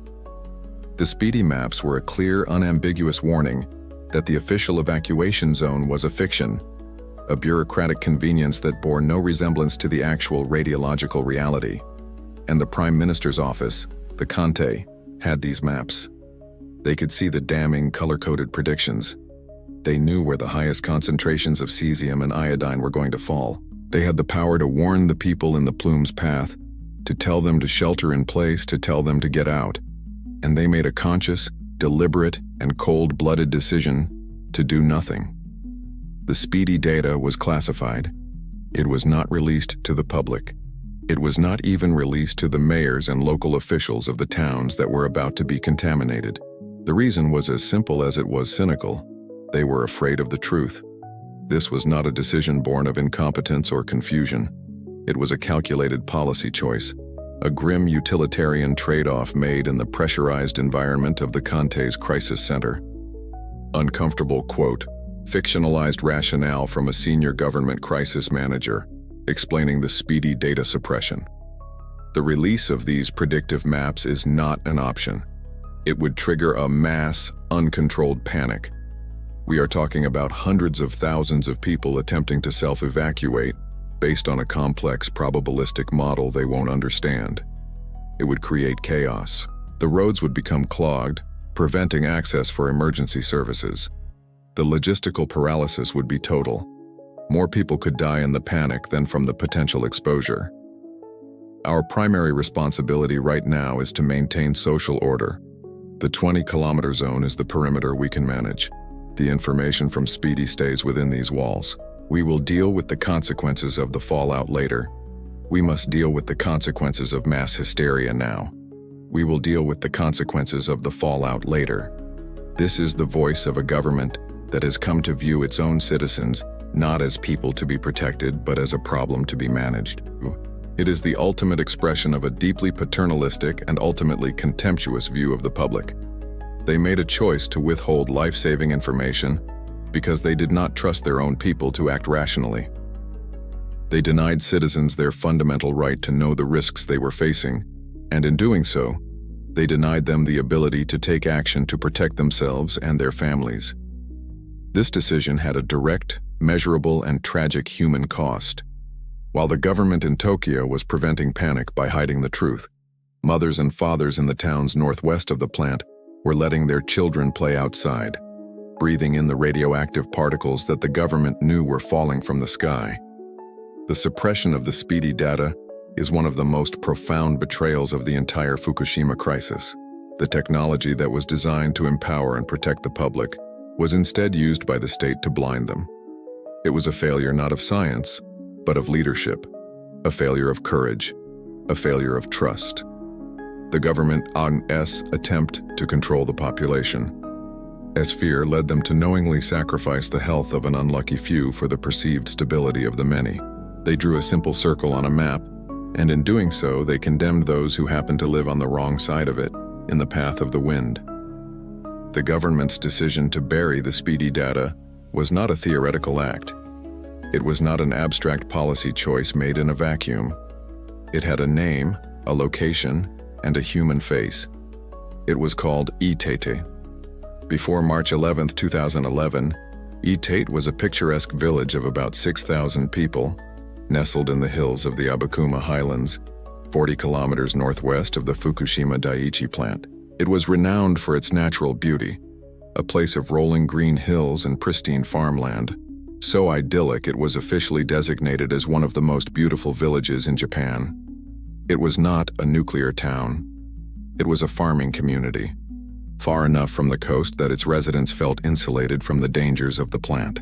At 40 kilometers away, they were double the distance of the government's 20-kilometer mandatory evacuation zone.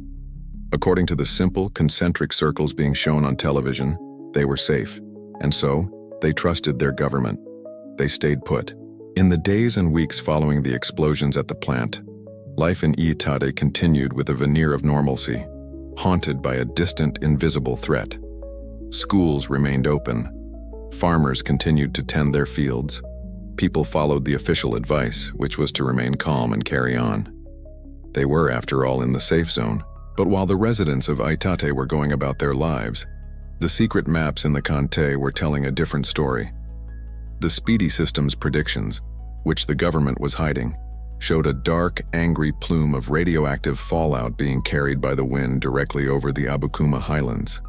Day after day, the models showed the highest concentrations of iodine-131 and cesium-137 falling not on the areas just outside the 20-kilometer ring, but on the unfortunate geography of Iitate. The village, through a cruel trick of the weather, was being subjected to some of the highest levels of contamination in the entire country, in some cases higher than areas inside the mandatory evacuation zone. The government knew. They had the maps. They saw the predictions. They knew that thousands of their citizens, including children, were living, breathing, and working in an area that was, by any rational standard, a radiological hot zone. And they said nothing. To admit the truth about Iitate would have been to admit that their entire evacuation strategy was a failure. It would have meant confessing that the simple, clean circles on the map were a lie. It would have required explaining why they had a system to predict this exact outcome and had chosen to ignore it. It would, in short, have triggered the very panic and loss of control they were so desperate to avoid. And so, they made a choice. They sacrificed Itate. Uncomfortable quote A, fictionalized but representative statement from the mayor of a contaminated town like Itate, weeks after the disaster. For 30 days, they left us here. We trusted them. The central government told us we were safe, so we told our people they were safe. We kept the schools open. We assured everyone that as long as they stayed outside the 20-kilometer line, everything would be all right. We drank the water from our hills and ate the vegetables from our gardens. And all the while, they had a map in a basement in Tokyo that showed the truth. They had a map that showed the invisible poison falling on our homes, on our farms, on our children. They knew we were in the path of the worst of it, and they watched us and they said nothing. Our trust was not just betrayed, it was used as a weapon against us. They didn't protect us. They managed us. It wasn't until a full month later, on April 11th, that the government finally admitted the truth after independent and international radiation surveys confirmed the catastrophically high levels of contamination in Itate and other towns in the region. On April 22nd, Itate was designated a planned evacuation zone, and its residents were finally told to leave their ancestral homes, which were now too radioactive to safely inhabit. They were given a month to prepare, a month after they should have been told to flee. This is the grim reality of the sacrifice zone. The concept is usually applied to impoverished areas written off by industry, but in this case, it was a zone of informational sacrifice. The people of Itate were deemed expendable in the government's war against panic. Their health and safety were subordinated to the greater good of maintaining public order and controlling the official narrative. The decision to suppress the speedy data was not a victimless crime. The victims were the farmers, the families, the children of Itate, who were left to unknowingly absorb the fallout from a disaster their government had every tool to warn them about, but lacked the moral courage to do so. The beautiful village of Itate became a ghost town, its green hills poisoned not just by cesium, but by the cynical calculations of its own leaders. As the physical and informational disaster spiraled, the world, desperate for a focal point of hope, found one. The international media, with a helpful nudge from Japanese officials and TEPCO's PR machine, crafted a powerful, instantly iconic narrative. The story of the Fukushima 50. They were portrayed as a small, elite band of heroic engineers and technicians, a modern-day samurai cohort who had chosen to stay behind in the radioactive hellscape, sacrificing their own lives to save their nation. They were the anonymous heroes in white suits, the last line of defense against a total nuclear meltdown. It was a beautiful, compelling story of courage and self-sacrifice. It was also, in large part, a myth. Not because the men who stayed weren't brave, their courage is beyond question, but because the story concealed a much darker and more exploitative reality about the very structure of Japan's nuclear workforce. The term Fukushima 50 was a media invention. The initial group that remained after a partial evacuation numbered around 50, but within days, that number grew to several hundred. More importantly, this group was not a homogeneous unit of TEPCO's finest engineers. While TEPCO's core staff were certainly present, the vast majority of the men performing the most dangerous, hands-on high-radiation tasks were not salaried employees of the Tokyo Electric Power Company. They were a shadow workforce, the disposable foot soldiers of the Japanese nuclear industry, the subcontractors. For decades, Japan's nuclear plants have been maintained by a complex, multi-layered pyramid of subcontracting firms. TEPCO sits at the top. Below them are the primary contractors, who hire secondary contractors, who in turn hire even smaller local firms. At the bottom of this pyramid are the workers themselves, often recruited from economically depressed rural areas like Fukushima. These men are known grimly as nuclear gypsies or genpatsu jipushi. They are the ones who perform the dirty, dangerous, and demanding work that keeps the plants running. In normal times, they are the welders, the pipe fitters, the cleaners who go into the high radiation areas during scheduled shutdowns to do the maintenance that TEPCO's own employees with their strict lifetime radiation dose limits cannot. They are paid a fraction of what TEPCO staff earn, receive minimal training, and have virtually no job security. They are in essence a disposable workforce, their bodies used to soak up the radiation that is an unavoidable byproduct of nuclear power. This is the system that was in place long before the tsunami. And when the crisis hit, this is the system that was called upon to provide the human shields. The business model is as brutal as it is efficient. It allows the utility to distance itself from the human cost of its operations, outsourcing the risk to the lowest bidder. Uncomfortable quote. A fictionalized but representative statement from a mid-level manager at a nuclear labor subcontractor. Our business is simple.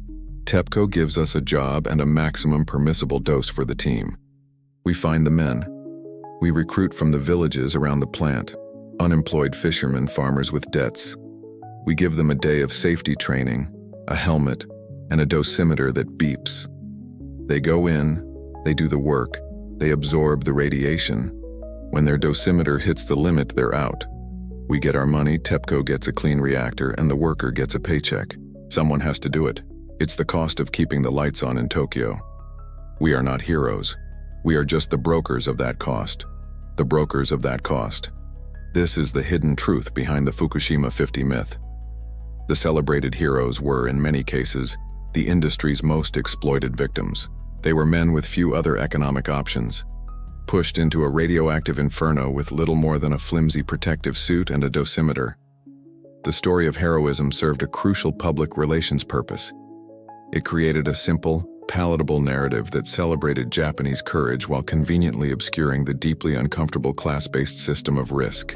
It allowed the world to focus on the inspiring sacrifice of the few, rather than the systemic exploitation of the many.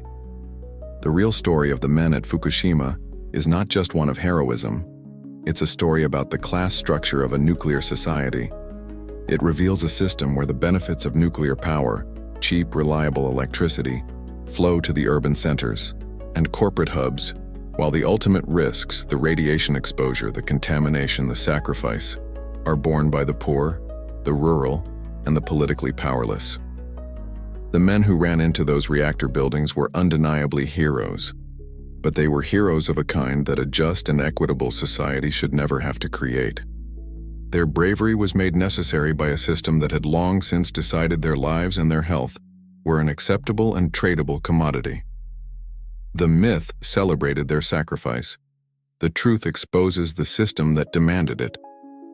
While the Japanese public was being placated with linguistic euphemisms and reassurances about manageable core damage, a very different assessment was being formed 10,000 kilometers away in the classified briefing rooms of Washington, D.C. The United States government, Japan's closest ally and military protector, was not relying on TEPCO's press conferences for its information.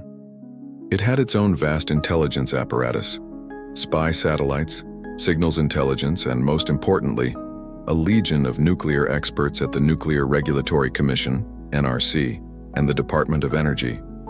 And what these experts were seeing, or rather what they were not seeing in terms of credible data from Japan, was terrifying them. The official narrative from Tokyo was one of a serious but controlled incident.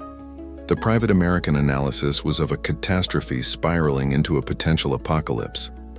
The Americans had a military and civilian presence of over 100,000 people in Japan, including the massive naval base at Yokosuka, just south of Tokyo. Their first priority was the safety of their own people. As part of the humanitarian relief effort, dubbed Operation Tomodachi, the U.S. military had assets all over the country. They began conducting their own independent radiation monitoring, flying drones, and specially equipped aircraft over the country. The data they collected did not align with the optimistic picture being painted by Japanese officials. U.S. experts, led by the chairman of the NRC, Gregory Jatsuko, were becoming increasingly frustrated and alarmed by the lack of concrete information being shared by TEPCO. They were forced to build their own models of the accident, and their conclusions were dire.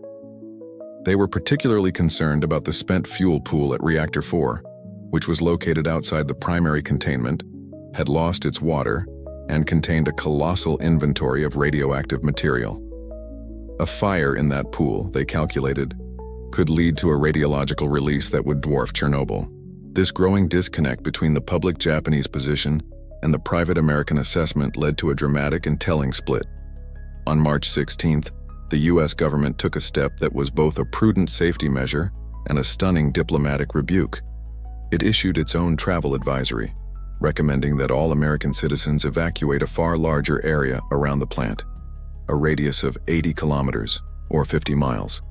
This was a direct, public contradiction of the Japanese government's 20-kilometer zone. It was a clear and unambiguous signal that the United States did not believe the Japanese government's assessment of the risk. But this public move was only the tip of the iceberg. Behind the scenes, the planning was for a scenario that was almost unthinkable.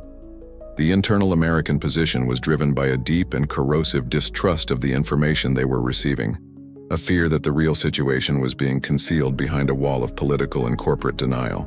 Uncomfortable quote a fictionalized but historically consistent summary of a classified U.S. National Security Council briefing, mid-March 2011. Our confidence in the data provided by TEPCO is near zero. The host government appears to be in a state of informational paralysis. Consequently, we must proceed on a worst-case analysis footing.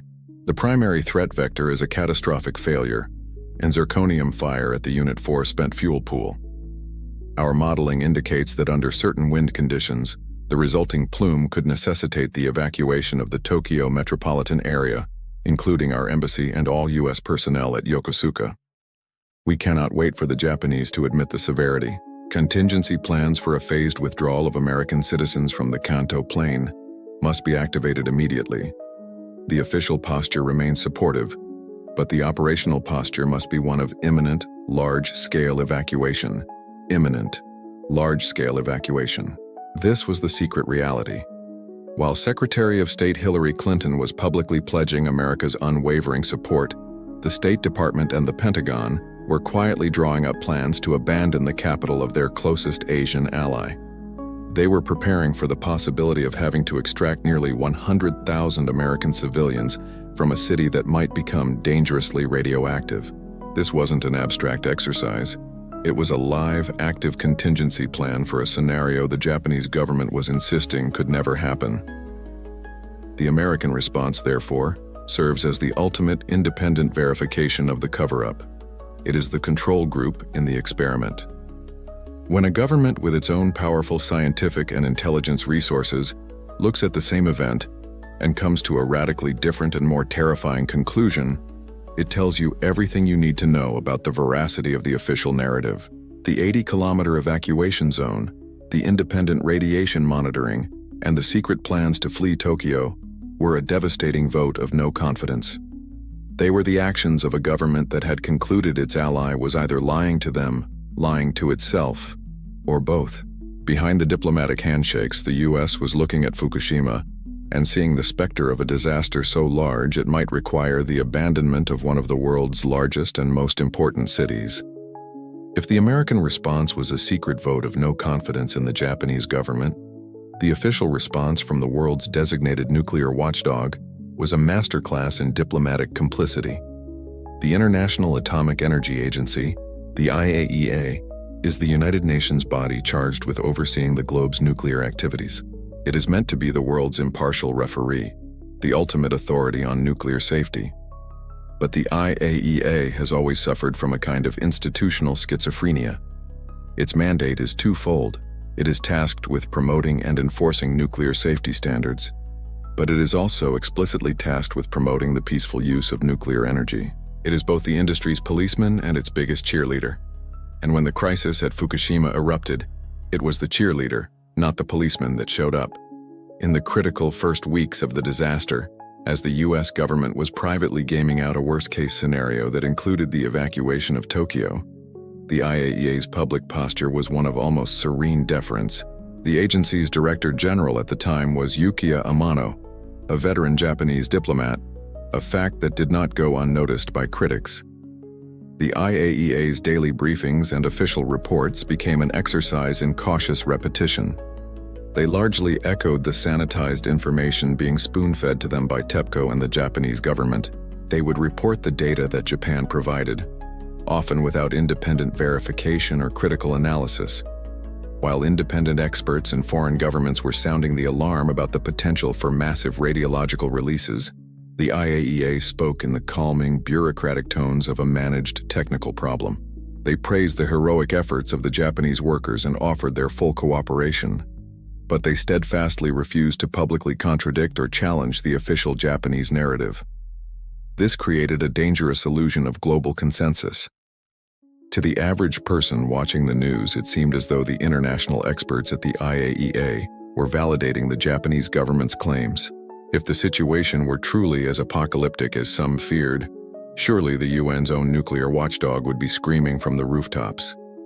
But the screams never came. The agency's reluctance to be anything more than a polite, supportive partner was not an accident. It was a reflection of its fundamental political reality.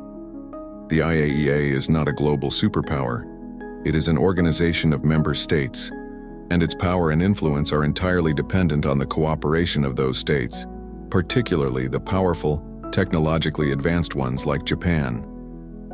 To publicly condemn one of its most important members during their darkest hour was, from a diplomatic standpoint, unthinkable. It would have shattered the delicate political ecosystem that allows the global nuclear industry to function. Uncomfortable quote. A fictionalized but representative sentiment from a senior IAEA diplomat in a closed-door meeting. We must be clear about our role. We are not an adversarial body.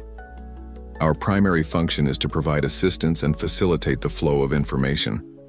A public confrontation with the Japanese government at this juncture would be profoundly counterproductive. It would undermine their domestic authority, trigger a global and likely irrational anti-nuclear panic, and jeopardize the future of nuclear energy programs worldwide. Our only viable path is one of quiet, constructive engagement. We will offer our expertise, we will support their efforts, and we will report the official data they provide. To do otherwise would be to declare war on a member state, and that is simply not our mandate. The long-term health of the global nuclear enterprise must be considered. The long-term health of the global nuclear enterprise. This is the key. The IAEA's response was conditioned not just by the immediate crisis in Japan, but by the potential for existential damage to the nuclear industry worldwide. A full-throated, honest, and terrifying assessment of Fukushima from the world's highest nuclear authority could have led to the cancellation of planned reactors in dozens of countries. It could have triggered a wave of public opposition that would set the industry back 50 years. And so a decision was made, implicitly or explicitly, to manage the global perception of the crisis. The watchdog chose to soothe rather than to snarl.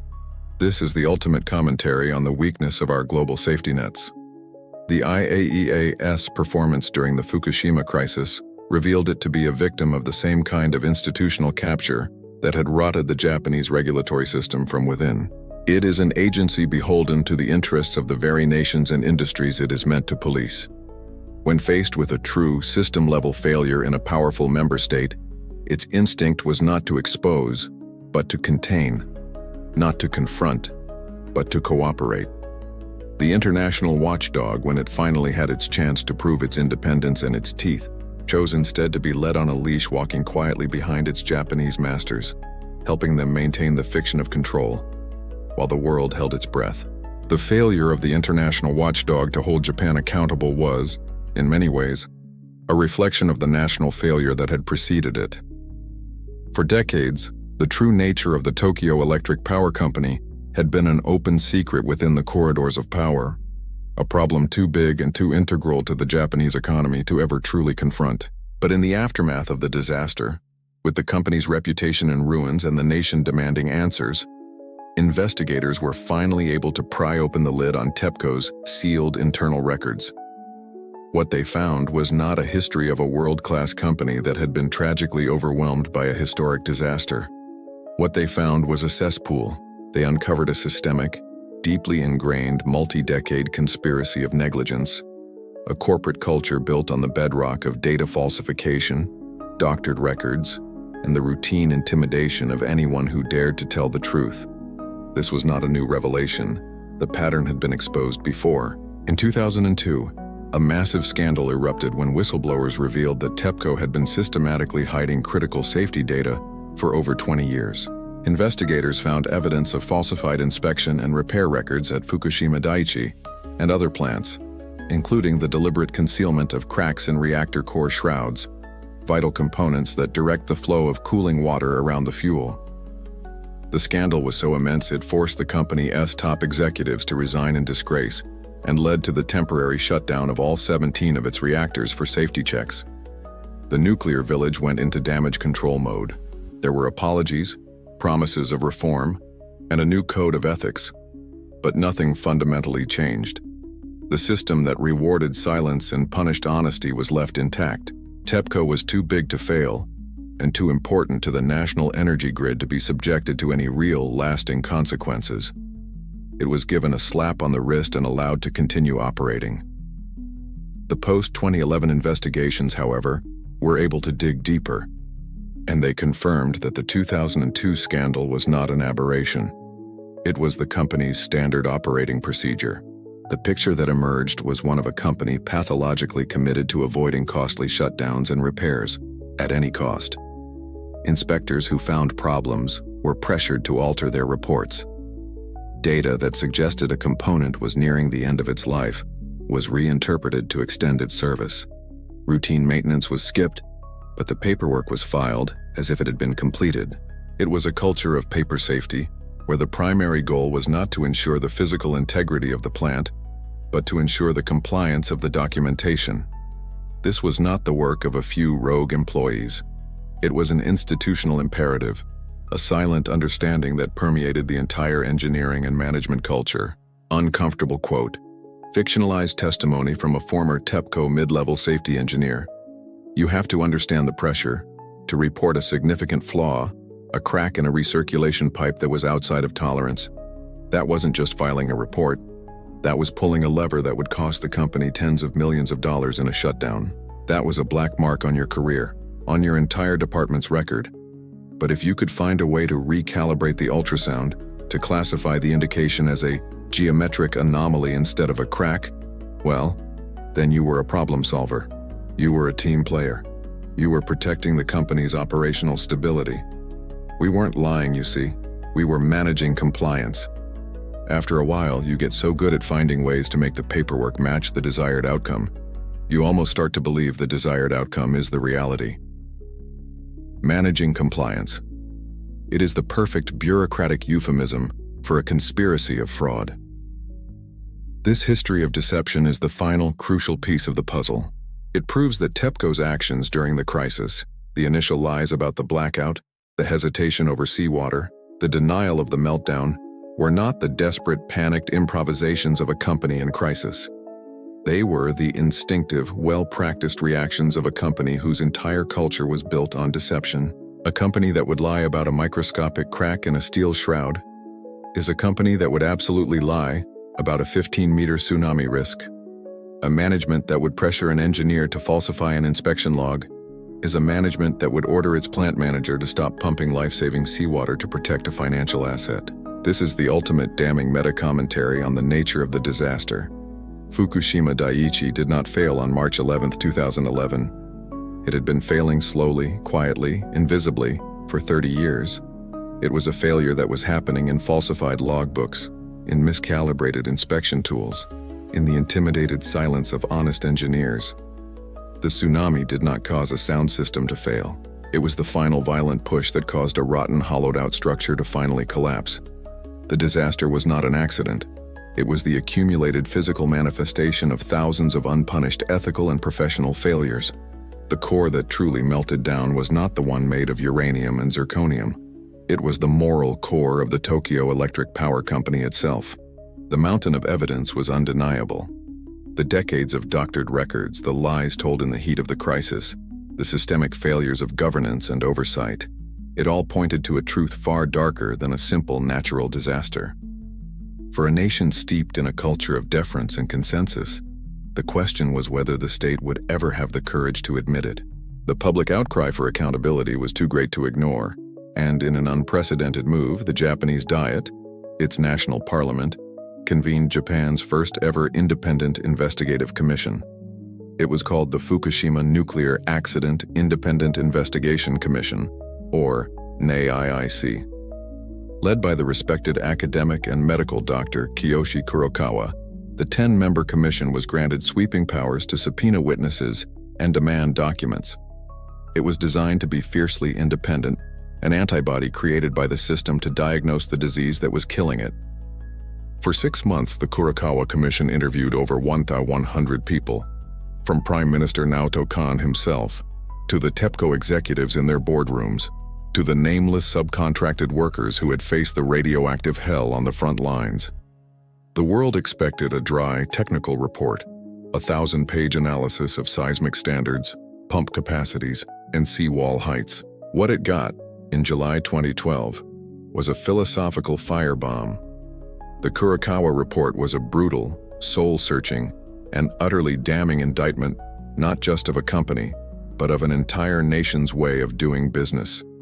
Its conclusion was revolutionary, and it was stated, without equivocation, on the very first page.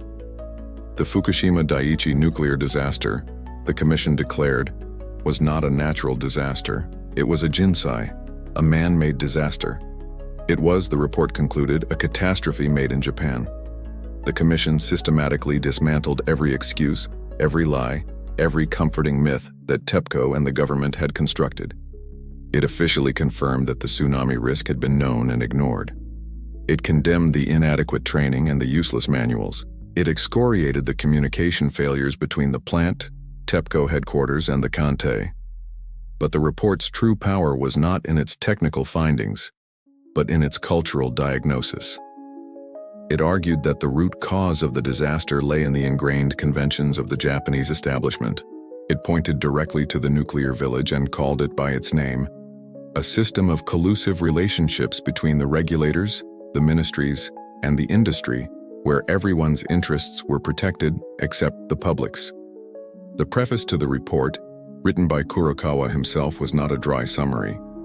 It was a confession on behalf of a nation, uncomfortable quote from the official preface of the NEIIC Kurokawa report. The TEPCO Fukushima nuclear power plant accident was the result of collusion between the government, the regulators, and TEPCO, and the lack of governance by said parties. They effectively betrayed the nation's right to be safe from nuclear accidents. Therefore, we conclude that the accident was clearly man-made. What must be admitted very painfully is that this was a disaster made in Japan. Its fundamental causes are to be found in the ingrained conventions of Japanese culture, our reflexive obedience, our reluctance to question authority, our devotion to sticking with the program, our groupism, and our insularity. This was a shocking, revolutionary act of public self-criticism. An official body of the Japanese state was declaring that the country's own culture was a contributing factor to the disaster. It was the ultimate validation of everything critics had been saying for decades. The report was the official death certificate for the myth of Japanese technological superiority and absolute nuclear safety.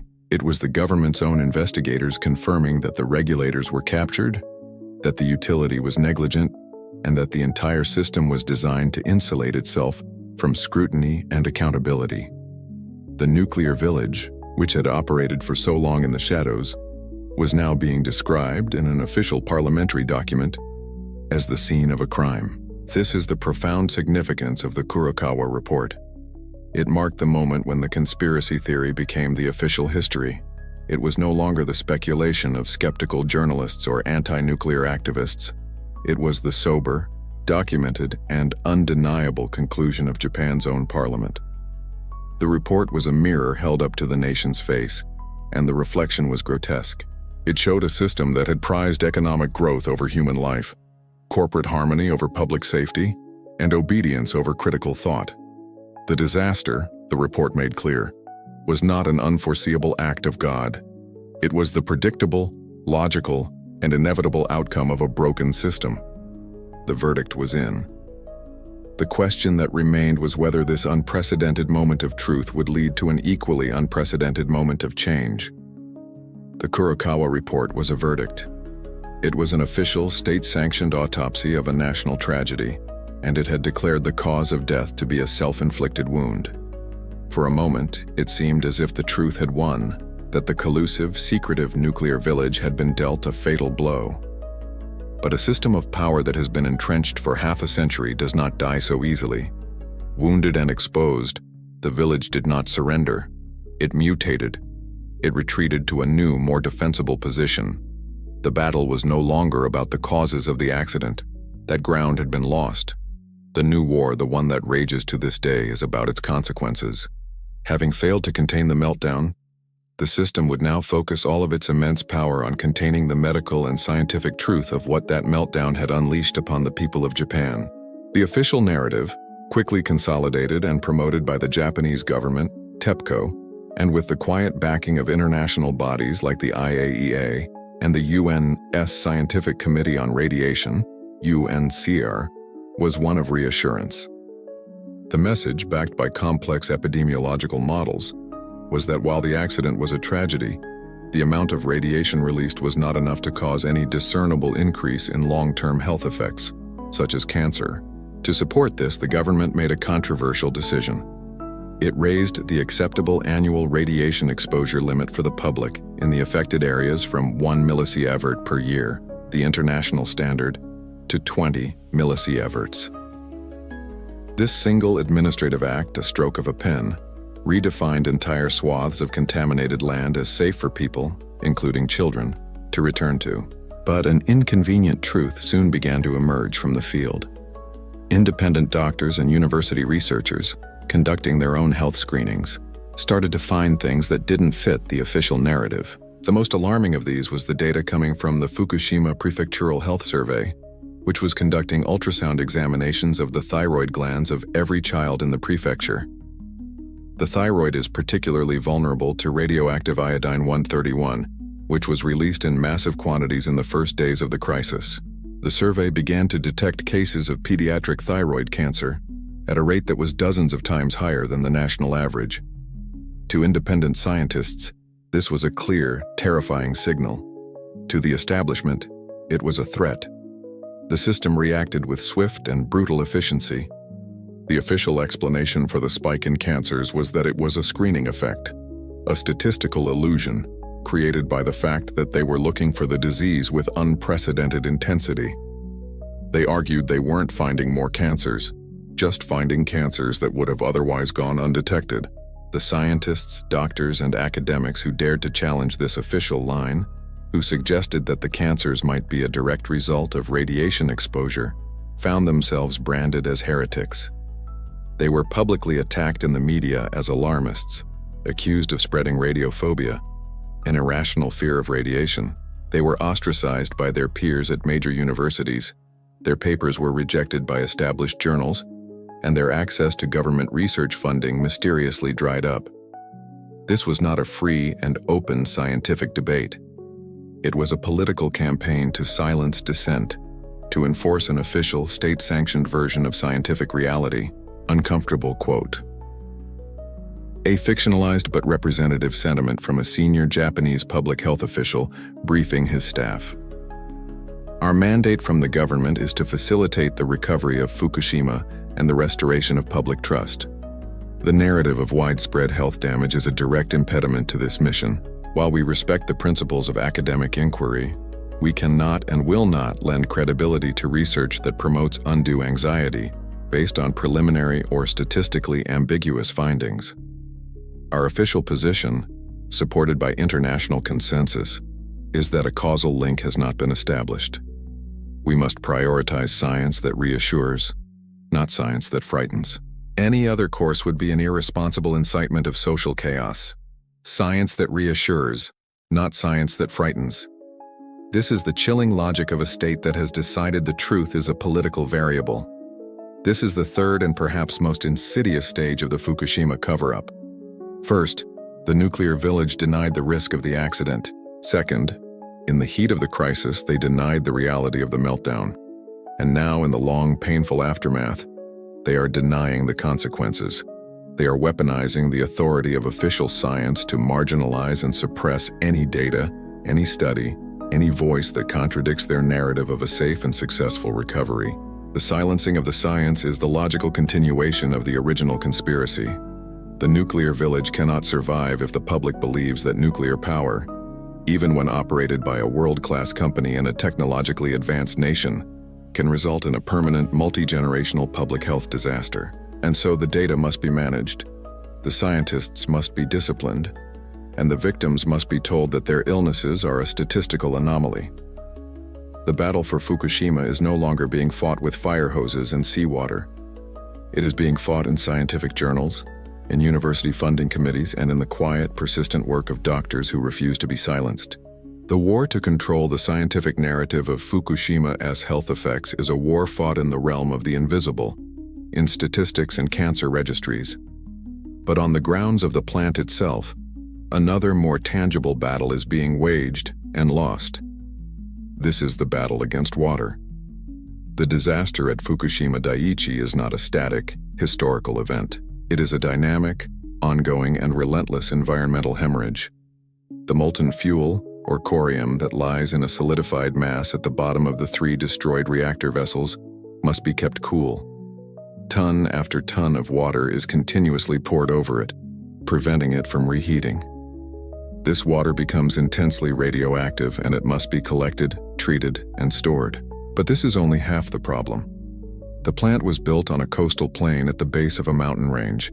Every day, an estimated 400 tons of clean, natural groundwater flows down from the hills, seeps into the ground beneath the plant, and flows through the cracked and leaking basements of the reactor buildings, where it mixes with the radioactive sludge, and then continues its journey out into the Pacific Ocean. The site is, in effect, a massive radiological sieve, continuously poisoning the ocean. The solution has been to build a sprawling, nightmarish forest of steel tanks, a farm of over 1,000 massive cylinders holding over 1 million tons of treated, but still radioactive water. The tank farm is the most visible symbol of the crisis, but it is a symptom, not a cure. The only real solution is to stop the groundwater from ever reaching the reactors in the first place. And for this, the Japanese government and TEPCO, with the eyes of the world upon them as they bid for the 2020 Tokyo Olympics, unveiled a plan so audacious, so technologically grandiose, that it seemed to come from the pages of science fiction. They would build a wall, not of concrete, but of ice. They would encircle the 4 damaged reactor buildings with a 1.5-kilometer, 30-meter deep underground barrier of frozen earth. The plan, officially called the Landside Impermeable Wall, was an engineering feat of breathtaking ambition and absurdity. The concept involved sinking over 1,500 vertical pipes deep into the ground and then pumping an industrial refrigerant, cooled to 30 C, through them. This would, in theory, freeze the surrounding soil into a solid, impermeable barrier, a massive subterranean dam that would block the flow of groundwater. The project was sold to the public and the world as a decisive, high-tech, and permanent solution, a testament to the prowess of Japanese engineering. But to many independent hydrologists and civil engineers, it sounded like a farce from the very beginning. Uncomfortable, quote, a fictionalized but representative assessment from an independent hydrological consultant, reviewing the initial ice wall proposal. This proposal is a work of profound optimism, not sound engineering. The geology of the site is a complex mixture of landfill, sand, and fractured bedrock, not a uniform medium. Achieving and maintaining a contiguous, impermeable frozen barrier, 1.5 kilometers long and 30 meters deep under these conditions, with a constant flow of temperate groundwater, is a challenge for which there is no precedent. The energy expenditure required to maintain the freeze will be monumental and indefinite. The risk of leaks or windows in the wall is not just high, it is a near certainty. This project is a public relations spectacle, designed to give the impression of a definitive solution, rather than a practical and reliable hydrological containment strategy. The critics, it turns out, were right. The ice wall, which cost the Japanese taxpayer over 34.5 billion yen, more than $300 million to build, has been a monumental and predictable failure. Since it was officially activated in 2016, it has never worked as advertised. It has been plagued by technical glitches. It has failed to completely halt the flow of groundwater, at best only reducing it. Large sections have failed to freeze properly, especially after heavy rains. The astronomical electricity bill to keep this frozen farce running is a permanent, ongoing cost. And every day, hundreds of tons of groundwater still find their way into the reactor basements, creating more and more contaminated water that must be stored in more and more tanks. The ice wall is the perfect metaphor for the entire post-Fukushima cover-up. It is a piece of technological theater on a gargantuan scale. It is a hugely expensive, visually impressive project designed not to solve a problem, but to create the appearance of solving a problem. It allows the government to point to a futuristic marvel of engineering and claim that the situation is under control, while the messy, intractable reality of a continuous radiological leak persists just behind the curtain. It is the ultimate Potemkin wall, a frozen monument to the same culture of denial and obsession with public perception that led to the disaster in the first place. They haven't solved the leak, they've just built a very expensive and very cold tombstone for the truth. The frozen wall farce, with its monumental cost and negligible effect, is more than just a symbol of failure. It is a direct cause of the next and perhaps final chapter of this sordid history.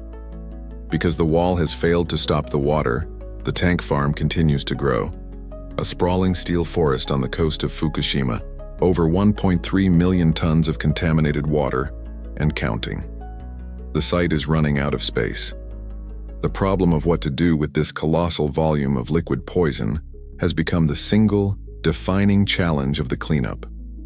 For years, TEPCO and the Japanese government debated options, but in the end they settled on the one that was the cheapest, the easiest, and the most consistent with their 60-year history of environmental negligence. They decided to dump it in the ocean. The plan, which began in August of 2023 and is scheduled to continue for the next 30 years, is presented as a safe, scientific, and responsible act of waste management. The official story is this: the water in the tanks has been treated by a powerful filtration system called ALPS, the Advanced Liquid Processing System. This system, TEPCO claims, removes over 60 different radioactive elements like cesium-137 and strontium-90 from the water. However, ALPS has a critical, unavoidable flaw. It cannot remove tritium-3H, a radioactive isotope of hydrogen. Because tritium is chemically identical to hydrogen, it bonds with oxygen to become part of the water molecule itself. It cannot be filtered out, so the plan is to take this tritiated water, dilute it with vast quantities of seawater until the tritium concentration falls below Japan's national regulatory standards, and then release it slowly into the Pacific Ocean through a 1-kilometer-long undersea tunnel. The Japanese government and TEPCO, with the official blessing of a deeply compromised IAEA, insist this process is perfectly safe. They argue that nuclear power plants all over the world release tritiated water as part of their normal operations, and that the ocean is vast enough to dilute the contamination to negligible levels. But this argument is a masterpiece of deception.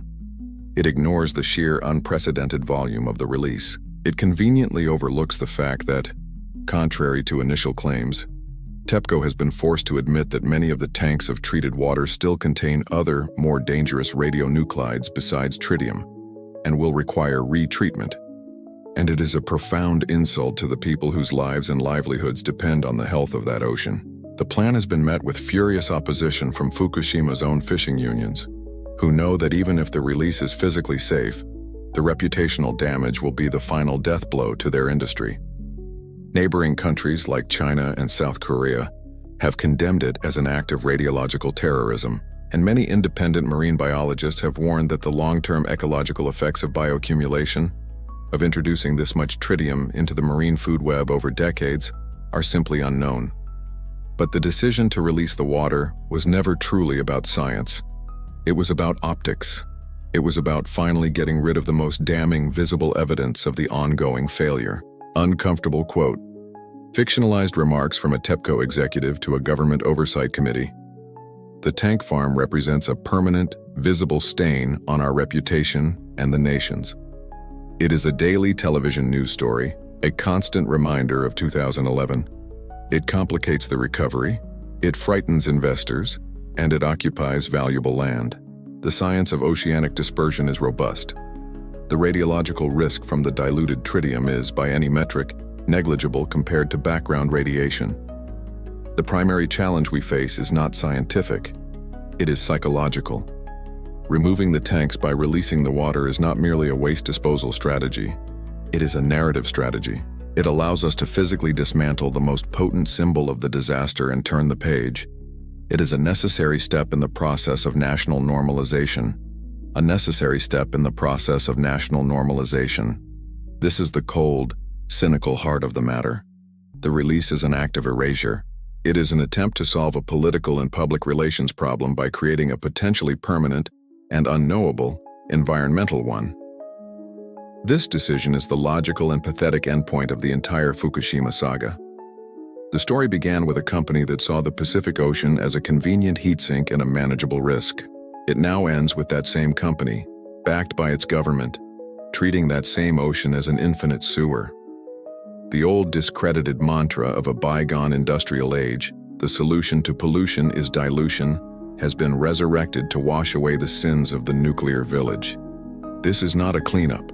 It is a cover-up, disguised as a feat of engineering. It is the final abdication of responsibility, a decision to externalize the true cost of the disaster onto the global commons, onto the marine ecosystem, and onto future generations, who will never know for sure what the consequences of swimming in this diluted poison will be. They are hiding 1 million tons of truth at the bottom of the sea, and so, we arrive at the end of the line. We have followed the trail of deceit from a single buried tsunami report in a TEPCO boardroom, through the lies and hesitations of the crisis itself, past the damning verdict of the Kurokawa report, and into the present-day controversies of silenced science and the deliberate release of 1 million tons of radioactive water into the sea. After this litany of failure, this unbroken chain of negligence, collusion, and contempt for the public good, the final haunting question is this: has anything truly been learned? Has anything fundamentally changed? On the surface, the answer appears to be yes. The old captured regulator NISA was disbanded. A new nuclear regulation authority, the NRA, was established in 2012, designed to be independent and endowed with greater powers. TEPCO was bailed out and effectively nationalized, its executives forced into ritual apologies. New, far more stringent safety standards were drafted, requiring higher seawalls and better protected backup power systems. It looks on paper like reform. But paper safety has always been the specialty of the nuclear village. The truth is that the village, though battered and disgraced, was never destroyed. The same political and economic forces that built the system in the first place still exist. Japan is a nation with few natural resources, and the siren song of nuclear energy, now rebranded as a clean solution for the climate crisis, is becoming too powerful for its leaders to resist. In recent years, the Japanese government has been pushing aggressively to restart the country's fleet of dozens of shuttered nuclear reactors, often against the fierce opposition of local communities and despite lingering safety concerns. The old guard, the true believers in the myth of absolute safety, are back in power, arguing that the lessons have been learned and that a stronger, safer nuclear industry has risen from the ashes of Fukushima. TEPCO itself, the company at the heart of the disaster, is now attempting to restart its other, even larger, nuclear plant at Kashiwazaki Kariwa, despite a recent series of humiliating safety breaches at that very facility. The names on the org charts may have changed, but the institutional DNA remains stubbornly the same. The system is self-healing. Its memory is short, but its fundamental imperatives, the need for power, the pursuit of profit, the instinct to control information, are eternal. The disaster was not a revolution that toppled the old order. It was merely a costly and embarrassing interruption. Uncomfortable quote. Fictionalized reflections of a retired high-ranking METI official. The Kurokawa report was a necessary piece of political theater, a catharsis. People were angry, and someone had to be blamed. But reports are written to be filed.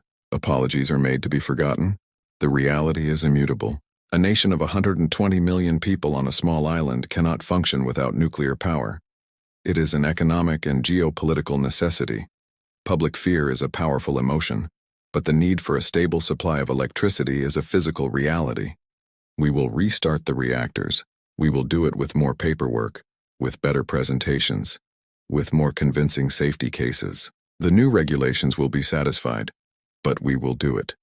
Because in the end, there is no alternative.